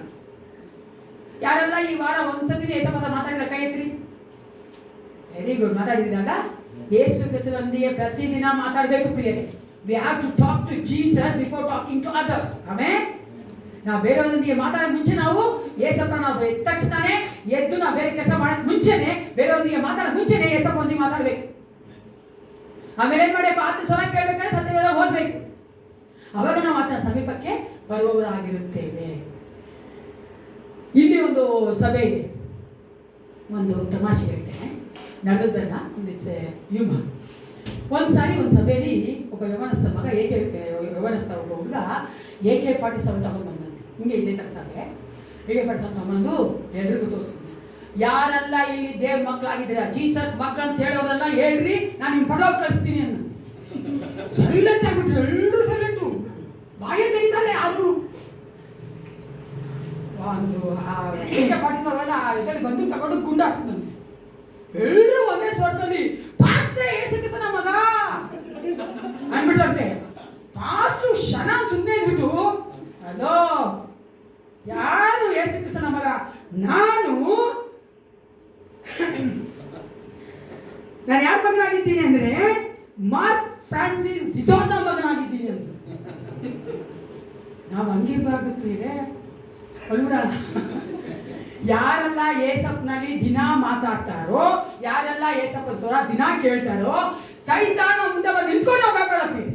ಆಮೇಲೆ AK-47 ಸೈತಾನೇ ಮುಂದೆ ಬಂದು ನಿಂತ್ಕೊಂಡು ನಾವು ಭಯಪಡೋಣ. ಯಾಕಂದ್ರೆ ನಾವು ಏಸಪ್ಪನಲ್ಲಿದ್ದೇವೆ, ಏಸಪ್ಪ ನಮ್ಮಲ್ಲಿದ್ದಾನಲ್ಲ. ಆ ರೀತಿಯಾಗಿ ನಾವು ದೇವರ ಸಮೀಪಕ್ಕೆ ಬರುವವರಾಗಿರ್ಬೇಕು. ಎವ್ರಿ ಡೇ, ಪ್ರತಿ ದಿನ ನಾವು ಏಸಪ್ಪನಲ್ಲಿಗೆ ನಡಿಬೇಕು. We have to go near to him, draw near to him. ಅಂದ್ರೆ ಆತನ ಹತ್ರ ಹೋಗ್ಬೇಕು ಯಾವಾಗಲೂ. ಆದರೆ ಅನ್ಫಾರ್ಚುನೇಟ್ ಆಗಿ ಅನೇಕ ಸಾರಿ ನಾವು ಏಸಪ್ಪನ ದೂರನೇ ಹೋಗ್ತೀವಿ. ಯಾಕೆ ಹೇಳಿ? ನಮ್ಮ ಒಂದು ಆಲೋಚನೆಗಳು, ನಮ್ಮ ಕಷ್ಟಗಳು, ನಮ್ಮ ಚಿಂತೆಗಳು, ನಮ್ಮ ಒಂದು ಈ ಲೋಕದ ಐಶ್ವರ್ಯಗಳು, ಲೋಕದ ಆಸೆಗಳು, ಇದನ್ನ ಏನ್ ಮಾಡ್ತೀವಿ ನಾವು? ಏಸಪ್ಪನ ದೂರವೇ ಹೋಗ್ತಾ ಇರ್ತೀವಿ. ಆದರೆ ಜಕಾಯ ನೋಡಿ ಎಷ್ಟು ಪ್ರಯತ್ನ ಪಟ್ಟ. ಮುಂದೆ ಹೋಗೋಣ 19ರಲ್ಲಿ 5 ಮತ್ತು 6. ಲೋಕ 19 ಇಟ್ಕೊಳ್ಳಿ, 5 ಮತ್ತು 6 ಓದಪ್ಪ. ಯೇಸು ಅಲ್ಲಿಗೆ ಬಂದು ಮೇಲಕ್ಕೆ ನೋಡಿ, ಜಕ್ಕಾಯನೇ ತಟ್ಟನೆ ಇಳಿದು ಬಾ, ನಾನು ಇವತ್ತು ನಿನ್ನ ಮನೆಯಲ್ಲಿ ಇಳುಕೊಳ್ಳಬೇಕು ಎಂದು ಅವನಿಗೆ ಹೇಳಲು ಅವನು ತಟ್ಟನೆ ಇಳಿದು ಬಂದು ಆತನನ್ನು ಸಂತೋಷದಿಂದ ಸೇರಿಸಿಕೊಂಡನು. ಇಲ್ಲ ಏನ್ ನೋಡ್ತೀವಿ? ಜಕಾಯನಿಗೆ ಇದ್ದಂತಹ ಒಂದು ಆಸೆ ನೋಡಿ ಯೇಸು ಕ್ರಿಸ್ತನೇ ಆತನಲ್ಲಿ ಬಂದ್ಬಿಟ್ಟ. ಏನ್ ನೋಡಿ ನಾವು, ನೀವು ದೇವರ ಸಮೀಪಕ್ಕೆ ಬರುವುದಾದ್ರೆ ದೇವರು ನಮ್ಮ ಸಮೀಪಕ್ಕೆ ಬರ್ತಾರೆ. ಯೇಸು ಕ್ರಿಸ್ತನು ಆತನಲ್ಲಿ ಬಂದು ಹೇಳಿದ್ರು, ಇಳಿದು ಬಾ ಜಕಾಯನೇ, ನಾನು ನಿನ್ನ ಮನೆಯಲ್ಲಿ ಇಳಿದುಕೊಳ್ಳಬೇಕು. ಅವಾಗ ಜಕಾಯ ಏನ್ ಮಾಡ್ದ? ಸಂತೋಷವಾಗಿ ಆತನ ಸೇರಿಸ್ಕೊಂಡ. ಇಲ್ಲಿ ನಾವೇನ್ ನೋಡ್ತೇವೆ ಪ್ರಿಯರೇ, ಯೇಸು ಕ್ರಿಸ್ತನು ಜಕಾಯ ಅಂತ ಬಂದಿದ್ದೇ ಆತನ ಬದಲಾಯಿಸೋದಕ್ಕಾಗಿ, ಆತನಿಗೆ ರಕ್ಷಣೆ ಕೊಡುವುದಕ್ಕಾಗಿ. ಆಮೇಲೆ ಯೇಸು ಕ್ರಿಸ್ತನು ನಮ್ಮ ಜೀವಿತದಲ್ಲಿ ಬರುವುದಾದ್ರೆ ನಮಗೆ ರಕ್ಷಣೆ ಕೊಡುವಾತನಾಗಿರ್ತಾನೆ, ನಮಗೆ ಬದಲಾವಣೆ ತರುತ್ತಾನೆ, ನಮ್ಮ ಜೀವಿತದಲ್ಲಿ ನಮಗೆ ಬೇಕಾದ ಅಭಿವೃದ್ಧಿ ಕೊಡುತ್ತಾನೆ, ನಮಗೆ ಬೇಕಾಗಿರುವಂತಹ ಆರೋಗ್ಯ ಕೊಡ್ತಾನೆ, ನಮಗೆ ಬೇಕಾಗಿರುವಂತಹ ಶಾಂತಿ ಸಮಾಧಾನ ಒದಗಿಸಿಕೊಡ್ತಾನೆ, ನಮಗೆ ಬೇಕಾಗಿರುವಂತಹ ಎಲ್ಲವನ್ನು ಒದಗಿಸಿದ್ರೆ ಆತನೊಬ್ಬರಿಂದಲೇ ಸಾಧ್ಯ ಪ್ರಿಯರೇ. If Jesus comes into my life, he will separate everything. ಅಂದ್ರೆ ಎಲ್ಲವನ್ನ ಸರಿ ಮಾಡುವಂತನಾಗಿರ್ತಾನೆ. ಆದ್ದರಿಂದ ನಾವೇನ್ ಮಾಡ್ಬೇಕು? ಯೇಸು ಕ್ರಿಸ್ತನ ನಮ್ಮಲ್ಲಿ ಪ್ರತಿದಿನ ಇನ್ವೈಟ್ ಮಾಡ್ಕೋಬೇಕು. ನಮ್ಮ ಹೃದಯದಲ್ಲಿ, ನಮ್ಮ ಜೀವಿತದಲ್ಲಿ ಯೇಸಪ್ಪನ ಪ್ರತಿದಿನ ಕರಿಬೇಕು. ನಿಮ್ಮ ಮನೆಗೆ ನೀವು ಗೆಸ್ಟ್ನ ಕರಿತಿರೋ ಇಲ್ವೋ, ನಿಮ್ಮ ಜೀವಿತದಲ್ಲಿ ಯೇಸಪ್ಪನ ದಿನ ಕರಿಬೇಕು. ಆಮೇಲೆ ಕರಿತಾ ಇದ್ದೀರಾ? ಆಮೆನ್. 19:7 ಓದೋಣ. 7ನೇ ವಚನ. ನೋಡಿದವರೆಲ್ಲರೂ ಇದನ್ನು ಪಾಪಿಯಾಗಿರುವವನು ಬಳಿಯಲ್ಲಿ ಇರುವುದಕ್ಕೆ ಹೋಗಿದ್ದಾನೆಂದು ಗುಣಗುಟ್ಟಿದ್ದರು. ಸಾಕು. ಇನ್ನು ನಾವೇನ್ ನೋಡ್ತೇವೆ ನೋಡಿ, ಯೇಸು ಕ್ರಿಸ್ತನಿಗೂ ಮತ್ತು ಅಲ್ಲಿನ ಜನಗಳಿಗೂ ಇರುವಂತಹ ಒಂದು ವ್ಯತ್ಯಾಸ, ಯೇಸು ಕ್ರಿಸ್ತನ ದೃಷ್ಟಿಕೋನಕ್ಕೂ ಅಲ್ಲಿರುವಂಥ ಜನಗಳ ದೃಷ್ಟಿಕೋನಕ್ಕೂ ಇರುವಂತಹ ಒಂದು ವ್ಯತ್ಯಾಸ ನೋಡ್ತೇವೆ. ಯೇಸು ಕ್ರಿಸ್ತನು ಜಕಾಯನನ್ನ ಎಲ್ಲಿ ನೋಡ್ದ? ಒಳಗಡೆ ನೋಡ್ದ. ಈ ಸಾ ದ ಔಟ್ಸೈಡ್ ಆಫ್ ಜಕಾಯಸ್, ಅಂದ್ರೆ ಜಕಾಯನ ಒಳಗಡೆ ನೋಡ್ದ ಯೇಸು ಕ್ರಿಸ್ತನ. ಆತನಿಗಿದ್ದಂತ ಆಸಕ್ತಿ ನೋಡ್ದ, ಆತನಿಗೆ ಆ ಒಂದು ರಕ್ಷಣೆಗೆ ಬರಬೇಕಾಗಿರುವಂತ ಒಂದು ಏನಿದೆ ಯೋಗ್ಯತೆ ಇದೆ ಅಂತ ನೋಡ್ದ. ಅದೆಲ್ಲ ಜನಗಳು ಏನ್ ನೋಡಿದ್ರು? ಆತನ ಹೊರಗಡೆ ನೋಡಿದ್ರು, ಆತನ ಒಂದು ಪ್ರೊಫೆಷನ್, ಕೆಲಸವನ್ನ ನೋಡಿದ್ರು. ಯಾಕೆ ಅವರು ಜಕಾಯನ ನೋಡಿ ಅವ್ರ ಪಾಪಿ ಅಂತ ಹೇಳ್ತಾರಂದ್ರೆ, ಆ ಒಂದು ಯಹೂದ್ಯರು ಯಾರೆಲ್ಲ ರೋಮ ಸರ್ಕಾರಕ್ಕಾಗಿ ಆ ಒಂದು ತೆರಿಗೆ ಸಂಗ್ರಹಿಸ್ತಾ ಇದ್ರು ಅಥವಾ ಆ ತೆರಿಗೆ ತೆಗೆದುಕೊಳ್ತಾ ಇದ್ರು, ಅವ್ರನ್ನೆಲ್ಲ ಪಾಪಿ ಅಂತಾನೆ ಕರೀತಾ ಇದ್ರು. ಯಾಕಂದ್ರೆ ಆ ಸುಂಕದವ್ರು ಏನಾಗಿದ್ರು ಅಂದ್ರೆ ಯಹೂದ್ಯರೇ ಆಗಿದ್ರು. ಆದ್ರೆ ಯಹೂದ್ಯರಾಗಿ ತಮ್ಮ ಜನಗಳಿಂದ ತೆರಿಗೆ ತೆಗೆದುಕೊಂಡು ರೋಮ ಸರ್ಕಾರದವ್ರು ಕೊಡ್ತಾ ಇದ್ರು. ಅದು ಮಾತ್ರ ತೆರಿಗೆಗಿಂತ ಜಾಸ್ತಿ ತಗೊಳ್ತಾ ಇದ್ರು. ಈ ವಚನ ಓದೋಣ. ಅಲ್ಲೇ ನಾವು ನೋಡ್ತೇವೆ ಜಕಾಯನು ಮಾಡಿದಂತ ತಪ್ಪು. ಅದೇ ಈ ವಚನ ಓದಿ, ಅರಣ್ಯಕಾಂಡ 5:7. ಸಾರಿ, ಲೂಕ 3:12-13 ಓದ್ರಿ ಫಸ್ಟು. ಲೂಕನ ಸುವಾರ್ತೆ 3:12 ಮತ್ತು 13. ಲೂಕನ ಸುವಾರ್ತೆ 3:12-13 ಓದಿ. ಸುಂಕದವರು ಸಹ ದೀಕ್ಷಾಸ್ನಾನ ಮಾಡಿಸಿಕೊಳ್ಳಬೇಕೆಂದು ಬಂದು, ಗುರುವೇ, ನಾವೇನು ಮಾಡಬೇಕೆಂದು ಅವನನ್ನು ಕೇಳಲು, ಅವನು ನೇಮಿಸಿದ ಅಸಲಿಗಿಂತ ಹೆಚ್ಚಾಗಿ ಏನು ಎಳಕೊಳ್ಳಬೇಡಿರಿ, ನೇಮಿಸಿದ ಅಸಲಿಗಿಂತ ಹೆಚ್ಚಾಗಿ ಏನು ಹೇಳಿಕೊಳ್ಳಬೇಡಿ ಅವರಿಗೆ ಹೇಳಿದನು. ಇಲ್ಲೇ ನೋಡ್ತೀವಿ, ಅವ್ರು ಮಾಡಿದ ತಪ್ಪು ಏನಾಗಿತ್ತು? ತೆರಿಗೆಗಿಂತ ಅಧಿಕವಾಗಿ, ಟ್ಯಾಕ್ಸ್ಗಿಂತ ಜಾಸ್ತಿ ತಗೊಂತಾ ಇದ್ರು. ಅದಕ್ಕಾಗಿಯೇ ಯಹೂದ್ಯರಿಗೆ ಪರಿಸಾಯರು ನನ್ನ ಸುಂಕದಲ್ಲಿ ನೋಡ್ರೆ ಇಷ್ಟ ಆಗಲ್ಲ, ಅವರು ಪಾಪಿಗಳು. ನಾವಾಗೆ ತಾನೆ, ನಮ್ಮ ಇಂಡಿಯನ್ಸ್ ಆಗಿದ್ದು, ನಮ್ಮ ಭಾರತದವರೇ ಆಗಿದ್ದು, ನಮ್ಮ ಒಂದು ಭಾರತೀಯರಿಂದ ತೆರಿಗೆ ತೆಗೆದುಕೊಂಡು ಅಮೆರಿಕ ಕೊಟ್ಟರೆ ನಾವು ಸುಮ್ಮನೆ ಇರ್ತೀವಾ ಅಲ್ವಾ? ಹಾಗೆ ತಾನೇ ಮಾಡ್ತಾ ಇದ್ರು ಬ್ರಿಟಿಷರು. ಅದಕ್ಕೆ ಬ್ರಿಟಿಷರು ಬ್ರಿಟಿಷರು ಯಾರನ್ನ ಕೆಲಸ ಮಾಡ್ತಾ ಇದ್ರು ನಮ್ಮ ಭಾರತಕ್ಕೆ ಇಷ್ಟ ಆಗ್ತಾ ಇರಲಿಲ್ಲ. ಅವಾಗ ನಿಮ್ಗೆ ಗೊತ್ತು, ಈ ಒಂದು ಇಂಡಿಪೆಂಡೆನ್ಸ್ ಬರೋಕ್ಕೆ ಮುಂಚಿತವಾಗಿ, ಸ್ವಾತಂತ್ರ್ಯ ಬರೋಕ್ಕೆ ಮುಂಚಿತವಾಗಿ ಹಂಗೆ ಇದ್ದಿದ್ದು. ಆ ರೀತಿಯಾಗಿ ಅದಕ್ಕೆ ಅವ್ರನ್ನ ಪಾಪಿಗಳು ಅಂತ ಕರೆದ್ರು. ಆದರೆ ಯೇಸು ಕ್ರಿಸ್ತನ ಅನ್ನೋ ಜಕಾಯನ ಒಳಗಡೆ ನೋಡಿ. ಆಮೇಲೆ ಅದೇ ನನ್ನ ಏಸಪ್ಪ. ನಾವು ಮೇಲ್ಗಡೆ ನೋಡಿ ಮಾಡಿಬಿಡ್ತೀವಿ, ಅದೇ ತೀರ್ಮಾನ ಮಾಡಿಬಿಡ್ತೀವಿ. ಅಂದರೆ ನನ್ನ ಏಸಪ್ಪ ಒಳಗಡೆ ನೋಡುವ ಆತನಾಗಿದ್ದ, ಜಕಾಯನಿಗಿದ್ದಂಥ ಆಸಕ್ತಿಯನ್ನು ನೋಡುವ ಆತನಾಗಿದ್ದ, ಆತನ ಎಂಥ ಮನಸ್ಸುಗಳು ಅಂತ ನೋಡುವಂಥ ದೇವನಾಗಿದ್ದ. ಮುಂದೆ ಓದೋಣ. 19:8 ಓದಿ. ಆದರೆ ಜಕ್ಕಾಯನು ನಿಂತುಕೊಂಡು ನಿಂತುಕೊಂಡು ಸ್ವಾಮಿಗೆ, ಸ್ವಾಮಿ, ಸ್ವಾಮಿ ನೋಡು, ನನ್ನ ಆಸ್ತಿಯಲ್ಲಿ ಅರ್ಧವನ್ನು ಬಡವರಿಗೆ ಕೊಡುತ್ತೇನೆ ಮತ್ತು ನಾನು ಅನ್ಯಾಯವಾಗಿ ಯಾರಿಂದ ಏನಾದರೂ ಎಳಕೊಂಡಿದ್ದೇ ಆದರೆ ಎಳೆದುಕೊಂಡದ್ದೇ ಆದರೆ 4ರಷ್ಟು ಹಿಂದಕ್ಕೆ ಕೊಡುತ್ತೇನೆ. 4ರಷ್ಟು ಹಿಂದಕ್ಕೆ ಕೊಡುತ್ತೇನೆ ಎಂದು ಹೇಳಿದನು. ನಾವೇನ್ ನೋಡ್ತೀವಿ ಪ್ರಿಯರೇ, ಜಕಾಯನ ಒಂದು ಪ್ರತಿಕ್ರಿಯೆ. ಇಲ್ಲಿ ನೋಡಿ, ಜಕಾಯನಿಗೆ ತಾನು ಮಾಡಿದ ತಪ್ಪು ಗೊತ್ತಾಯ್ತು. ಗೊತ್ತಾಗ್ತಾನೆ ಏನ್ ಮಾಡಿದಾನೆ? ಅನ್ಯಾಯವಾಗಿ ತಗೊಂಡ್ಬಿಟ್ಟಿದ್ದಾನೆ. ನಾವೇನೇನು ನೋಡ್ತೀವಿ, ಮೋಸವಾಗಿ ಜಾಸ್ತಿ ತಗೊಂಡ್ಬಿಟ್ಟಿದ್ದಾನೆ, ಒಂದಕ್ಕಿಂತ ಜಾಸ್ತಿ ತಗೊಂಡಿದ್ದಾನೆ ತೆರಿಗೆನ. ಇದೆಲ್ಲ ಅವ್ನಿಗೆ ಗೊತ್ತಾಯ್ತು. ಈ ಅಕ್ಸೆಪ್ಟೆಡ್ ಇಸ್ ಮಿಸ್ಟೇಕ್. ಆತನ ತಪ್ಪನ್ನ ಒಪ್ಕೊಂಡ. ಆ ತಪ್ಪು ಒಪ್ಕೊಳ್ಳಿ ಮಾತ್ರ ಅಲ್ಲ, ಆ ತಪ್ಪನ್ನು ಸರಿ ಮಾಡ್ಕೊಳ್ತೀನಿ ಅಂದ. ಆಮೇಲೆ ಏನ್ ಮಾಡ್ತೀನ? ತಪ್ಪನ್ನ ಸರಿ ಮಾಡ್ಕೊಳ್ತೀನಿ. ಆತನು ಸಹ ಯಹೂದ್ಯನೇ. ಆತನಿಗೆ ಹಳೆ ಒಡಂಬಡಿಕೆ ನ್ಯಾಯಪ್ರಮಾಣ ಚೆನ್ನಾಗಿ ಗೊತ್ತು. ಈಗ ಆ ವಚನ ಓದೋಣ. ಅರಣ್ಯಕಾಂಡ 5:7 ಓದಿ. ಅರಣ್ಯಕಾಂಡ 5:7. Numbers chapter 5:7. ಅಂತವರು ತಮ್ಮ ಅಪರಾಧವನ್ನು ಅರಿಕೆ ಮಾಡಬೇಕು. ಅದಲ್ಲದೆ ಅಪರಾಧ ಮಾಡಿದವನು ನಷ್ಟಪಟ್ಟವನಿಗೆ ಮೂಲ ದ್ರವ್ಯದ ಬೆಲೆಯೊಡನೆ 5ನೇ ಭಾಗವನ್ನು ಹೆಚ್ಚಾಗಿ ಕೊಡಬೇಕು. ಅವ್ನು ಚೆನ್ನಾಗಿ ಗೊತ್ತಿತ್ತು ಹಳೆ ಒಡಂಬಡಿಕೆ ಅಲ್ವಾ? ಅದಕ್ಕೆ ಅವ್ನು ಹೇಳ್ತಾ, ನಾನು ಅನ್ಯಾಯ ತಗೊಂಡನ್ನ 4ರಷ್ಟು ಕೊಡ್ತೀನಿ. ಹಂಗೆ ಕೊಟ್ಟರೆ ಏನಾಗತ್ತೆ ಅಂತ ಗೊತ್ತು ಜಕಾಯನಿಗೆ. ಈ ವಚನ ಓದಿಕೊಳ್ಳೋಣ. ಎಸೆಕಿಯೇಲ 33:14-15. ಎಚ್.ಕೆ.ಎಲ್ 33:14-15. ಎಸೆಕಿಯೇಲ್ 33:14 and 15 ಓದಿ. ನಾನು ದುಷ್ಟನಿಗೆ ನೀನು ಸತ್ತೇ ಸಾಯುವಿ ಎಂದು ಹೇಳಲು ಅವನು ತನ್ನ ಪಾಪವನ್ನು ಬಿಟ್ಟು ನೀತಿ ನ್ಯಾಯಗಳನ್ನು ನಡೆಸುವ ಪಕ್ಷದಲ್ಲಿ, ಅಂದರೆ ಆ ದುಷ್ಟನು ಒತ್ತೆಯನ್ನು ಬಿಗಿಹಿಡಿಯದೆ ದೋಚಿಕೊಂಡದನ್ನು ಹಿಂದಕ್ಕೆ ಕೊಟ್ಟು ಜೀವಧಾರವಾದ ವಿಧಿಗಳನ್ನು ಅನುಸರಿಸಿ ಸಕಲ ದುಷ್ಕರ್ಮಿಗಳಿಗೂ ದೂರನಾಗಿರುವ ಪಕ್ಷದಲ್ಲಿ ಸಾಯನು. ಬಾಳೆ ಬಾಳುವನು. ಅವನು ಗೊತ್ತು, ನಾವು ಸರಿ ಹೋಗುವುದಾದ್ರೆ ನಾನು ಜೀವಿಸ್ತೀನಿ. ಈ ರೀತಿಯಾಗಿ ಆತನಿಗೆ ಅವನು ಕನ್ವಿಕ್ಷನ್, ಮನವರಿಕೆ ಬಂದಿದ್ದು ಯಾರು ಮಾಡಿದ್ದು ಗೊತ್ತಾ ಪ್ರಿಯರೇ? ಪರಿಶುದ್ಧಾತ್ಮ ಮಾಡಿದ್ದು. ಆಮೇಲೆ ಪರಿಶುದ್ಧಾತ್ಮ ಆತನ ಮಾಡಿ. ಯೇಸು ಕ್ರಿಸ್ತನು ಯಾವಾಗ ಆತನ ಮನೆಗೆ ಹೋದ್ನೋ, ಆತನ ಬಳಿಗೆ ಹೋದ್ನೋ, ಆಗ ಆತನಿಗೆ ನಾನು ತಪ್ಪು ಅರಿವಾಯಿತು, ನಾನು ತಪ್ಪನ್ನು ಸರಿ ಮಾಡ್ಕೋಬೇಕೆಂಬ ಒಂದು ಅರಿವಾಯಿತು. ಆ ಮನವರಿಕೆ ಬಂತು ಪ್ರಿಯರೇ. ಪರಿಶುದ್ಧಾತ್ಮನೇ ನಮ್ಮಲ್ಲಿ ಆ ಮನವರಿಕೆ ಕೊಡುವಂತವನಾಗಿದ್ದ. ನಾವು ಎಷ್ಟು ಸಾರಿ ತಪ್ಪು ಮಾಡಿಬಿಡ್ತೀವಿ, ಸಾರಿ ಅಂತೀವಿ. ಸಾರಿ ಅನ್ನೋ ಬುದ್ಧಿ ಆಗಿದೆಯಾ ನಿಮ್ಮ ಹತ್ರ? ಹಲೋ, ಸಾರಿ ಅಂತೀವಿ. ನಾವು ಮಾಡೋಂಥ ತಪ್ಪುಗಳನ್ನ ಪಾಪಗಳನ್ನ ಒಪ್ಕೊಳ್ತೀವಿ. ಆದರೆ ಅದು ಸಾಲದು. ಇಲ್ಲಿ ಜಕಾಯನ್ ಏನ್ ಮಾಡ್ದ? ರೆಸ್ಟಿಟ್ಯೂಷನ್ ಅಂತೀವಿ ಇಂಗ್ಲಿಷಲ್ಲಿ, ಅಂದ್ರೆ ಮರುಸ್ಥಾಪನೆ ಮಾಡುವಂತ. ಯಾವುದೆಲ್ಲ ತಪ್ಪು ನಾವು ಮಾಡ್ತೀವೋ ಅದನ್ನ ಸರಿ ಮಾಡಿಕೊಂಡು ಮೊದಲಿನಂತೆ ಮಾಡುವಂಥದ್ದು. ಇದಕ್ಕೊಂದು ಸಾಕ್ಷಿ ಹೇಳ್ತೇನೆ ನಾನು. ಇದು ನಡೆದಂಥದ್ದು ಒಂದು ಬಿಲಿವರ್ ಫ್ಯಾಮಿಲಿ, ಅವರು ತಮಿಲಿಯನ್ಸು. ಆ ಬಿಲಿವರ್ ಫ್ಯಾಮಿಲಿ ಒಂದು ಸಭೆಯಲ್ಲಿದ್ದರು ವಿಶ್ವಾಸಿಗಳು ಆಗೋದಕ್ಕೆ ಮುಂಚೆ ಆತನು ಒಬ್ಬರ ಹತ್ರ 5,000 ತಗೊಂಡ್ಬಿಟ್ಟಿದ್ರು. ಇವ್ರ ಕುಟುಂಬ ಹೆಂಗಿದೆ ಅಂದರೆ, ಆ ಬ್ರದರು ಕೆಲಸ ಮಾಡ್ತಾರೆ, ಸಿಸ್ಟರು ಕೆಲಸ ಮಾಡ್ತಾರೆ, ವೆಲ್ ಟು ಡೂ ಫ್ಯಾಮಿಲಿ, ಚೆನ್ನಾಗೇ ದುಡ್ಡು ಅವ್ರ ಹತ್ರ. ಆದರೆ ಏನಾಗ್ತಾ ಇತ್ತು ಅವ್ರ ಪ್ರಾಬ್ಲಮ್ ಅಂದರೆ, ಮಂತ್ ಎಂಡ್ ಆದರೆ ಆ ತಿಂಗಳ ಕೊನೆಯಲ್ಲಿ ದುಡ್ಡೇ ಇಲ್ಲ ಅವ್ರ ಹತ್ರ. ಇದು ಅವ್ರಿಗೆ ಮೊದಲು ಗೊತ್ತಾಗಲ್ಲ ವಿಷಯ ಗೊತ್ತಾಗಲ್ಲ, ನಮಗೂ ಕೂಡ ಗೊತ್ತಾಗಲಿಲ್ಲ ಅವ್ರಿಗೆ.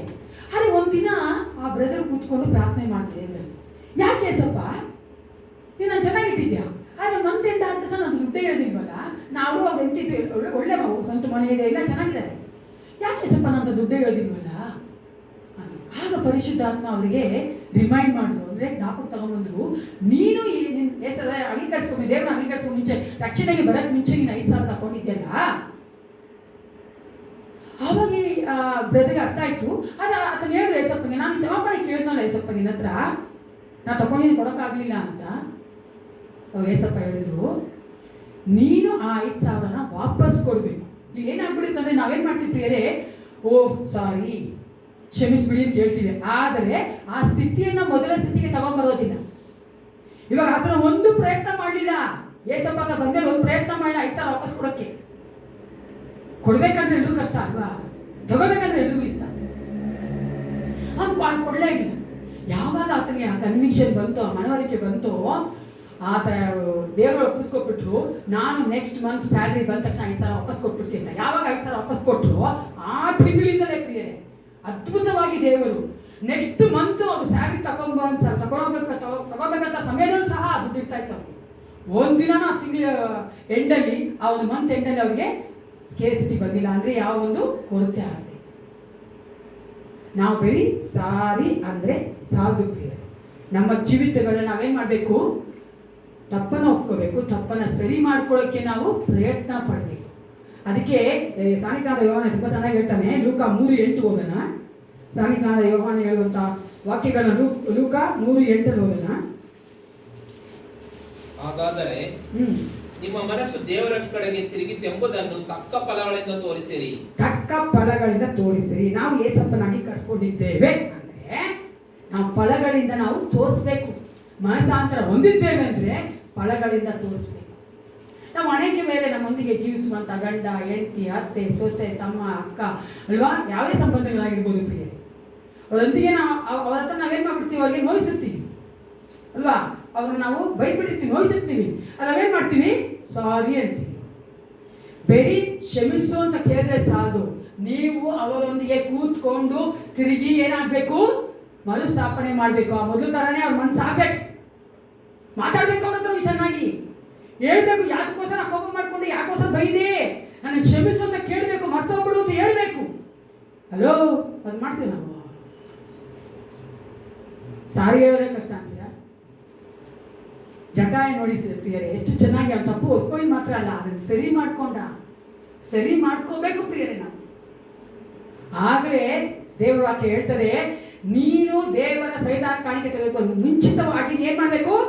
ನಿನಗೆ ಯಾರು ಬೇಜಾರು ಮಾಡಿದಾರೋ, ಅದು ನೋಯಿಸಿದ್ದಾರೋ, ನೀನು ಯಾರು ನೋಯಿಸಿದ್ಯೋ ಅವ್ರ ಹತ್ರ ಹೋಗಿ ಸಂಧಾನ ಮಾಡ್ಕೊಳ್ಬೇಕು. You have to reconcile before you come to the presence of the Lord to give the offering.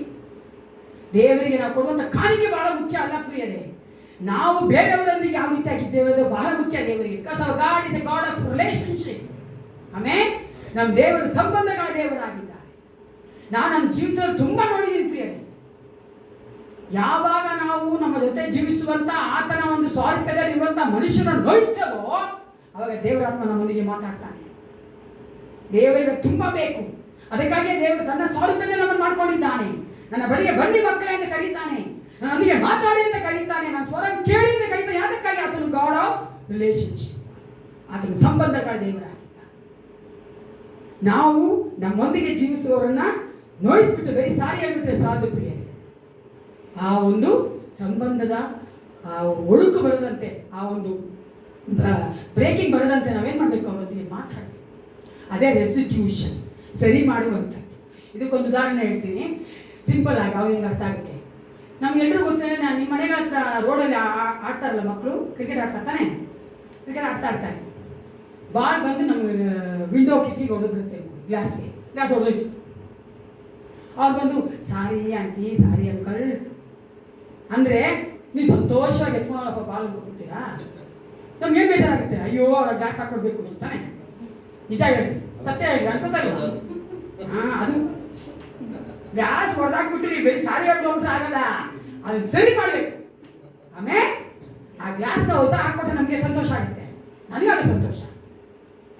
ಯಾಕೆಂದ್ರೆ ನಾವು ಎಷ್ಟು ಕಷ್ಟಪಟ್ಟು ಹಾಕಿದೀವಿ ಗ್ಲಾಸ್ನ, ಒಂದು ಬಾಲ್ ಹೊಡೆದಾಕ್ಬಿಟ್ಟು ಸುಮ್ಮನೆ ಹೇಳ್ತೀವ?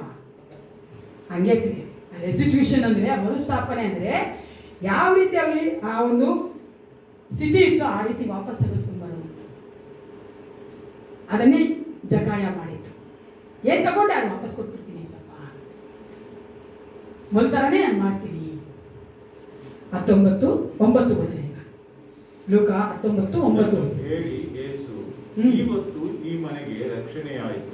ಈ ಮನೆಗೆ ರಕ್ಷಣೆ ಆಯಿತು. ಇವರು ಸಹ ಅಬ್ರಹಾಮನ ವಂಶಿಕನಲ್ಲವೇ? ನೋಡಿ, ಒಬ್ಬ ಮನುಷ್ಯ ಯಾವಾಗ ತನ್ನ ತಪ್ಪನ ಒಪ್ಪಿಕೊಂಡು ತನ್ನ ತಪ್ಪನ ಸರಿ ಮಾಡಿಕೊಂಡು ಎಷ್ಟು ಚೆನ್ನಾಗಿ ಏಸಪ್ಪ ಹೇಳ್ತಾನೆ, ಈ ಮನೆಗೆ ರಕ್ಷಣೆ ಬಂದಿತ್ತು. ಆಮೇಲೆ ಒಬ್ಬ ಮನುಷ್ಯ, ನಾವು ಅಷ್ಟೇ, ಕುಟುಂಬದಲ್ಲಿ ಒಬ್ಬರು ನಾವು ಸರಿ ಇಲ್ಲ ಅಂದ್ರೆ ಸಂಪೂರ್ಣ ಕುಟುಂಬಕ್ಕೆ ಆಶೀರ್ವಾದ ಇಲ್ಲ. ಕೇಳಿಸ್ಕೊಳ್ಳಿ, ಮತ್ತೊಂದು ಬರ್ತೀವಿ. ಒಂದು ಕುಟುಂಬದಲ್ಲಿ ಒಬ್ಬ ವ್ಯಕ್ತಿ ಸರಿ ಇಲ್ಲ ಅಂದ್ರೆ, ವಿಶ್ವಾಸಿ ಕುಟುಂಬದಲ್ಲಿ ಆ ಫುಲ್ ಕುಟುಂಬಕ್ಕೆ ಆಶೀರ್ವಾದ ಇರಲ್ಲ. ನಾವು ಅನ್ಕೋಬಹುದು, ಏಸಪ್ಪ ನಮ್ಮ ಗಂಡ ಇದ್ದಾನೆ ನೋಡ್ಕೊತಾನೆ, ನಮ್ಮ ಮಕ್ಕಳು ಚೆನ್ನಾಗಿರಲ್ಲ ಅದು ನೋಡಿ ಆಶೀರ್ವದಿಸಲ್ಲ ಪ್ರಿಯರೇ. ಎಲ್ಲರೂ ಏಸಪ್ಪನ ಮಕ್ಕಳು ಸರಿ ಇದೆ, ಅದನ್ನೇ ಯೇಸು ಕ್ರಿಸ್ತ ನೋಡೋದು. ಇಲ್ಲಿ ನೋಡಿ, ಒಬ್ಬ ಮನುಷ್ಯ ಜಕ್ಕಾಯ ಏನ್ ಮಾಡ ಸರಿ ಇರಲಿಲ್ಲ ಆ ಮನೆಯಲ್ಲಿ. ಅವ್ನು ಸರಿ ಹೋಗಿದ ತಕ್ಷಣ ದೇವರು ಆ ಕುಟುಂಬಕ್ಕೆ ರಕ್ಷಣೆ ಕೊಟ್ಟರು. ಆಮೇಲೆ ಈ ವಚನ ಓದಿಕೊಳ್ಳೋಣ. ಜ್ಞಾನೋಕ್ತಿ 28:13. ಪ್ರಾವರ್ಬ್ಸ್ 28:13 ಓದಿ. ಜ್ಞಾನೋಕ್ತಿಗಳು 28:13. ದೋಷಗಳನ್ನು ಮುಚ್ಚಿಕೊಳ್ಳುವವನಿಗೆ ಶುಭವಾಗದು. ಶುಭವಾಗದು. ಅವುಗಳನ್ನ ಒಪ್ಪಿಕೊಂಡು ಬಿಟ್ಟು ಬಿಡುವವನಿಗೆ ಕರುಣೆ ದೊರೆಯುವುದು. Amen, hallelujah. ಎಂಥ ವಾಕ್ಯ ಪ್ರಿಯರೇ. ನಾವು ನಮ್ಮ ತಪ್ಪುಗಳನ್ನ ಮುಚ್ಚಿಟ್ಟುಕೊಳ್ಳಬಾರದು. Don't hide your mistakes, you never leave. ನಾವು ನಮ್ಮ ತಪ್ಪುಗಳನ್ನ ಪಾಪಗಳನ್ನು ಮುಚ್ಚಿಟ್ಟುಕೊಳ್ಳುವುದಾದ್ರೆ ನಾವು ಜೀವಿಸೋದಿಲ್ಲ ಪ್ರಿಯರೇ. ನಾವು ಅದನ್ನ ಒಪ್ಪಿಕೊಂಡು ಬಿಟ್ಟು ಬಿಡಬೇಕು. ಗೊತ್ತಲ್ಲ, ಒಪ್ಕೊಳ್ಬೇಕು, ಬಿಟ್ಬಿಡ್ಬೇಕು. ಬಿಟ್ಬಿಡೋದೇ ನಾವೇನ್ ಮಾಡ್ತೀವಿ? ರೆಸ್ಟಿಟ್ಯೂಷನ್. ಸರಿ ಮಾಡ್ಕೊಳ್ಬೇಕು, ಸರಿ ಮಾಡ್ಕೊಳ್ಬೇಕು. ನಾನು ಹಿಂಗೇ ಇರ್ತೀನಿ ಅಂತ ಒಬ್ಬ ವಿಶ್ವಾಸಿ ಹೇಳುವುದಾದ್ರೆ ವಿಶ್ವಾಸಿನೇ ಅಲ್ಲ ಪ್ರಿಯರೇ. ಪರಿಶುದ್ಧಾತ್ಮ ನಮ್ಮ ಒಳಗೆ ಬರುವಂಥದ್ದೇ ನಮ್ಮನ್ನ ಬದಲಾಯಿಸೋದಕ್ಕಾಗಿ. ಹಲ್ಲೆಲೂಯಾ. ಪರಿಶುದ್ಧಾತ್ಮ ದೊಡ್ಡ ಒಂದು ಕರ್ತವ್ಯ ಅಥವಾ ದೊಡ್ಡ ಒಂದು ವರ್ಕ್ ಅಥವಾ ಒಂದು ಕೆಲಸ ಅಂದ್ರೆ ವಿಶ್ವಾಸಿನ ಬದಲಾಯಿಸುವಂಥದ್ದು. ವಿಶ್ವಾಸಿನ ಬದಲಾಯಿಸ್ತೀರ ಪರಿಶುದ್ಧಾತ್ಮ ಆದ್ ಮಾಡ್ತಾರೆ, ಇದು ಮಾಡ್ತಾರೆ, ಆ ಗಿಫ್ಟ್ ಕೊಡ್ತಾರೆ, ಈ ಗಿಫ್ಟ್ ಕೊಡ್ತಾರೆ, ನಾನು ಚೆನ್ನಾಗಿ ಮಾಡ್ತೀನಿ, ಚೆನ್ನಾಗಿ ಥ್ಯಾಂಕ್ಸ್ ಮಾಡ್ತೀನಿ, ನಾನು ಅದ್ಭುತಗಳು ಮಾಡ್ತೀನಿ, ವೇಸ್ಟು. ನಮ್ಮೆಲ್ಲರೂ ಗೊತ್ತಿರೋಂಗೆ ಸೈತಾನ್ ಸಹ ಅದ್ಭುತ ಮಾಡ್ತಾನೆ, ಗೊತ್ತಲ್ವಾ? ಭಯಂಕರ ಮಾಡ್ತಾನೆ.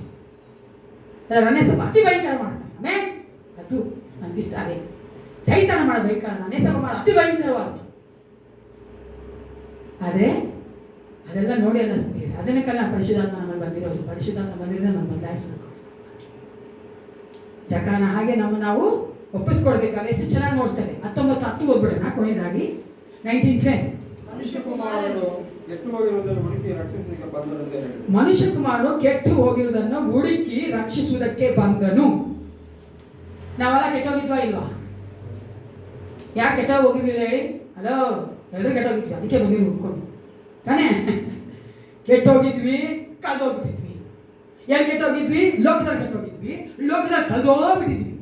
ನಾನು, ನನ್ನ ಮನೆ, ನಂದು, ನನ್ನ ಆಸೆ, ನನ್ನಿದು, ನಾನು ಹಿಂಗೇ ಇರೋದಪ್ಪ, ನನಗಿದೆಲ್ಲ ಬಿಟ್ಟಿರೋಕ್ಕಾಗಲ್ಲ ಅಂತ ಕುಡಿಯೋದೇನು, ಸಿಗರೇಟ್ ಕುಡಿಯೋದೇನು, ಆಡೋದೇನು ಅಲ್ವಾ, ಕೆಟ್ಟ ಮಾತು ಮಾತಾಡೋದೇನು, ಎಲ್ಲಾದ್ರಲ್ಲಿ ನಾವು ಉಳಿಬಿಟ್ಟಿದ್ವಿ. ನಾವೇನು ಬಹಳ ಯೋಗ್ಯರಲ್ಲ. ಆದರೆ ಯೇಸು ಕ್ರಿಸ್ತನು ಬಂದು ನಮ್ಗೆ ಏನ್ ಮಾಡ್ದ? ಹುಡುಕಿ ರಕ್ಷಿಸ್ತಾರೆ. ಹಲ್ಲೆಲೂಯಾ. ಚಪಾಯಿತ ದೇವರ ಮಹಿಮೆಪಡ್ತಾರೆ. Because God has given us a salvation as a greatest gift in His word. ನಮ್ಮನ್ನ ಹುಡುಕಿ ಬಂದು ನಾವು ರಕ್ಷಣೆ ಹೊಂದಿದ್ದೇವೆ.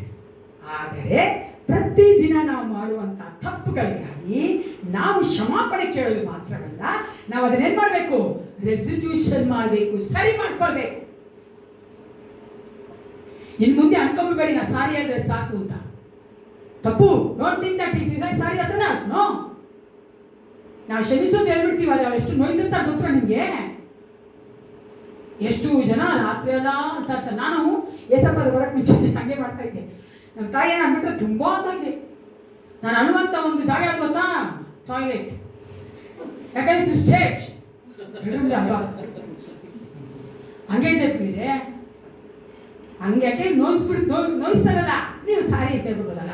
ಹೋಗಿ ಅವ್ರ ಹತ್ರ ಚೆನ್ನಾಗಿ ಮಾತಾಡಬೇಕು. ನಮ್ಮ ಇಂಡಿಯನ್ ಕಲ್ಚರ್ ಇಲ್ಲ ದಬ್ಕೋಬೇಕು ಅಂತ ಹೇಳ್ತಾ ಇದ್ದೆ. ಬೇಜಾರು ಮಾಡ್ಕೊಂಡ್ಬಿಡ್ಬೇಡಿ, ಗಂಡ ಹೆಂಡತಿ ನಾನು ಹೇಳ್ತಾರೆ, ಓಕೆನಾ? ಯಾಕಂದ್ರೆ ನಾವು ಮಾಡ್ಕೊಂಡು ಆಡ್ಬೇಕಂಗೆ. ಅವ್ರಿಗೆ ಏನಂತ ಗೊತ್ತಾ? It's a good way of reconciling ಅಲ್ಲ. ಅವ್ರ ಹತ್ರ ಹೋಗಿ ಹಂಗಂದ್ರೆ ಅವ್ರು ಸಂತೋಷ ಆಗುತ್ತೆ. ಕ್ಷಮಿಸ್ಬಿಡಮ್ಮ, ಒತ್ತಿದಿರ ಮಾಡಿಬಿಟ್ಟೆ, ನಂಗೆ ಕೋಪ ಇತ್ತು ಅಂದ್ರೆ ಹೇಳ್ಬೇಕು. ಅದಕ್ಕೆ ಬೇರೆ ಹಂಗೆ ಅಂದ್ಬಿಟ್ರೆ ಸಾಧು ಪ್ರಿಯರೇ. ನಾನು ನೋಡಿದ್ದೀನಿ ಅನೇಕ ಒಂದು ಸಂಬಂಧಗಳು ಇರುತ್ತೆ, ಮುರಿದೋಗುತ್ತೆ. ಯಾರು ಇಲ್ಲಿ ದೊಡ್ಡವರಲ್ಲ. ನೇಸಪ್ಪನ ಮುಂದೆ ಯಾರು ದೊಡ್ಡವರಿಲ್ಲ ಪ್ರಿಯರೇ. ಆತನೊಬ್ಬನೇ ದೊಡ್ಡವರು. ಆತ ಮೇಲೆ ನಾವೆಲ್ಲ ಚಿಕ್ಕ ಆತನ ಮಕ್ಕಳು ತಾನೆ. Where all his children. God doesn't have grandchildren ಅಲ್ವಾ? ದೇವರಿಗೆ ಮೊಮ್ಮಕ್ಕಳಿಲ್ಲ, ಎಲ್ಲರೂ ಮಕ್ಕಳಿಲ್ಲ. ಅದಕ್ಕೆ ನಾವು ಆ ರೀತಿಯಾಗಿ ರೀಕನ್ಸೈಲ್ ಆಗಬೇಕು ಪ್ರಿಯ. ಕೊನೆಯದಾಗಿ ಈ ಒಂದು ವೇದ ಭಾಗದಲ್ಲಿ ನೋಡುವಂಥ 3 ಕಾರ್ಯ ಹೇಳಿ ನಾವು ಪ್ರಾರ್ಥನೆ ಮಾಡೋಣ. ಮೊದಲನೇದಾಗಿ ಜಕಾಯನಿಗೆ ಯೇಸುವನ್ನು ನೋಡುವಂಥ ಆಸೆ. ನಮಗೆ ಆ ಆಸೆ ಇದೆಯಾ? ಆತನಿಗೆ ಆಸೆ ಇದ್ದಿದ್ದರಿಂದಲೇ ಆತನ ಏನ್ ಮಾಡ್ದ? ಪ್ರಯತ್ನ ಪಟ್ಟು ಆಳದ ಮೇಲೆ ಕೂತ್ಕೊಂಡು ನೋಡ್ದ. ನಮಗಿರುವಂಥ ಆಸೆ ಯಾವುದನ್ನ ಪ್ರಯತ್ನ ನಾವು ಪಡ್ತೀವ ಪ್ರತಿದಿನ ನಾವು ಏಸಪ್ಪ ನೋಡೋದಕ್ಕೆ. ಎರಡನೇದಾಗಿ ಯೇಸು ಕ್ರಿಸ್ತನು ಜಕ್ಕಾಯನಿಗೆ ಬಂದಿದ್ದೆ ಆತನನ್ನು ಬದಲಾಯಿಸಿ ರಕ್ಷಣೆ ಕೊಡಬೇಕಂತ. ನಾವು ರಕ್ಷಿಸಲ್ಪಟ್ಟಿದ್ದೇವೆ, ಆದರೆ ಪರಿಶುದ್ಧಾತ್ಮ ಪ್ರತಿದಿನ ನಮ್ಮನ್ನು ಬದಲಾಯಿಸೋದಕ್ಕೆ ಒಪ್ಪಿಸ್ಕೊಡ್ತೇವಾ? ಮೂರನೇದಾಗಿ ಜಕ್ಕಾಯನು ತಾನು ಮಾಡಿದಂಥ ಎಲ್ಲ ತಪ್ಪುಗಳನ್ನ ಒಪ್ಕೊಂಡು ಅದನ್ನು ಸರಿ ಮಾಡ್ಕೋದಕ್ಕೋಸ್ಕರ ಆತನನ್ನು ಒಪ್ಪಿಸಿಕೊಟ್ಟು, ಅದನ್ನೇ ನಾವು ಹೇಳ್ತೀವಿ ರೆಸಿಟ್ಯೂಷನ್, ಮರುಸ್ಥಾಪನೆ. ಅದನ್ನು ನಮ್ಮನ್ನು ನಾವು ಪರೀಕ್ಷೆ ಮಾಡ್ಕೊಳ್ಳೋಣ. ನಾವೇಗಿದ್ದೇವೆ? ಎಷ್ಟು ಸಾರಿ ನಾವು ತಪ್ಪುಗಳನ್ನ ಮಾಡ್ತೇವೆ, ಎಷ್ಟು ಸಾರಿ ನಾವು ಬರೀ ಸಾರಿ ಅಂತ ಹೇಳ್ತೇವೆ, ನಾವು ಕ್ಷಮಿಸು ಅಂತ ಕೇಳ್ತೇವೆ, ಆದರೆ ಅದಕ್ಕೆ ಮಾಡುವಂಥ ಆ ನಷ್ಟವನ್ನು ಭರಿಸೋದಿಲ್ಲ. ಅವ್ರು ನೋವಾಗಿದ್ರೆ ಅದನ್ನು ನಾವು ಸರಿ ಮಾಡೋದಿಲ್ಲ. ಕಣ್ಣುಗಳ ಮುಚ್ಚಿಕೊಂಡವರಾಗಿ ಹಾಲೆಲೂಯಾ, ಸ್ತೋತ್ರ. ನಿಂತ್ಕೊಳ್ಳೋಣ ಪ್ರಿಯರೇ, ಎಲ್ಲರೂ ನಿಂತ್ಕೊಳ್ಳೋಣ. Hallelujah, Jesus, thank you Father. ಪರಿಶುದ್ಧನೇ, ನಿನ್ನ ಮಕ್ಕಳೊಂದಿಗೆ ಮಾತನಾಡಿ ಯೇಸಪ್ಪ, ನಿನಗೆ ಸ್ತೋತ್ರ, ಸ್ತೋತ್ರ. Thank you Jesus.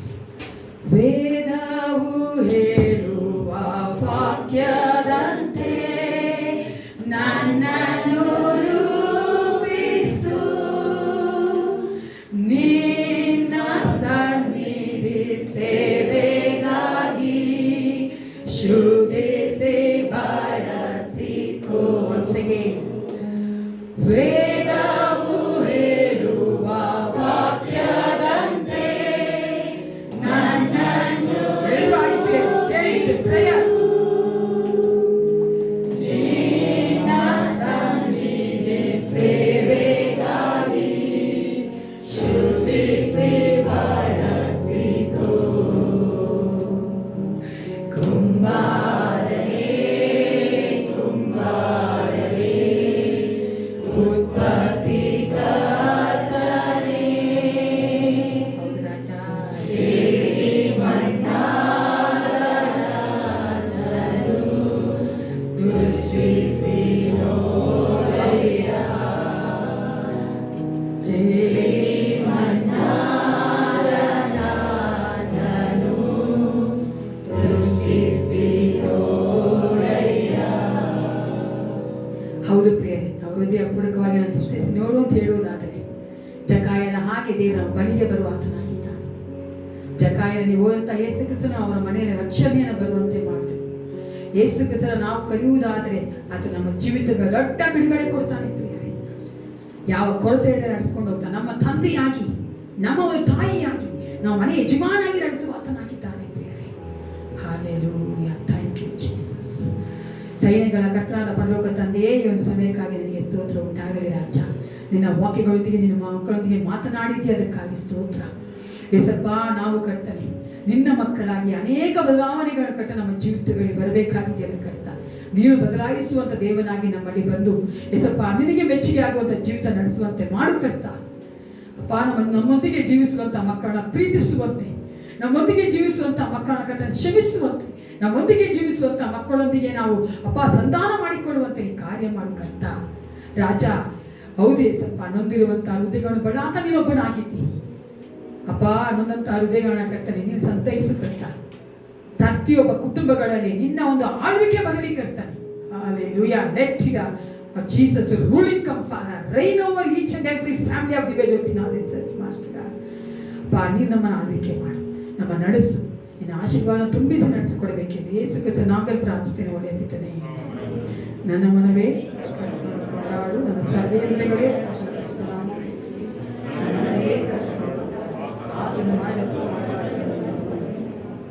ನಮ್ಮ ಕರ್ತನಾದ ಯೇಸು ಕ್ರಿಸ್ತನ ಕೃಪೆಯು, ದೇವರ ಪ್ರೀತಿಯು, ಪರಿಶುದ್ಧಾತ್ಮ ಅನ್ಯೋನ್ಯತೆ, ಶಾಂತಿ, ಸಮಾಧಾನವು, ಆಳ್ವಿಕೆಯು ಸದಾಕಾಲ ನಮ್ಮೆಲ್ಲರೊಂದಿಗೆ ಇರಲಿ. Praise the Lord. Jesus loves you.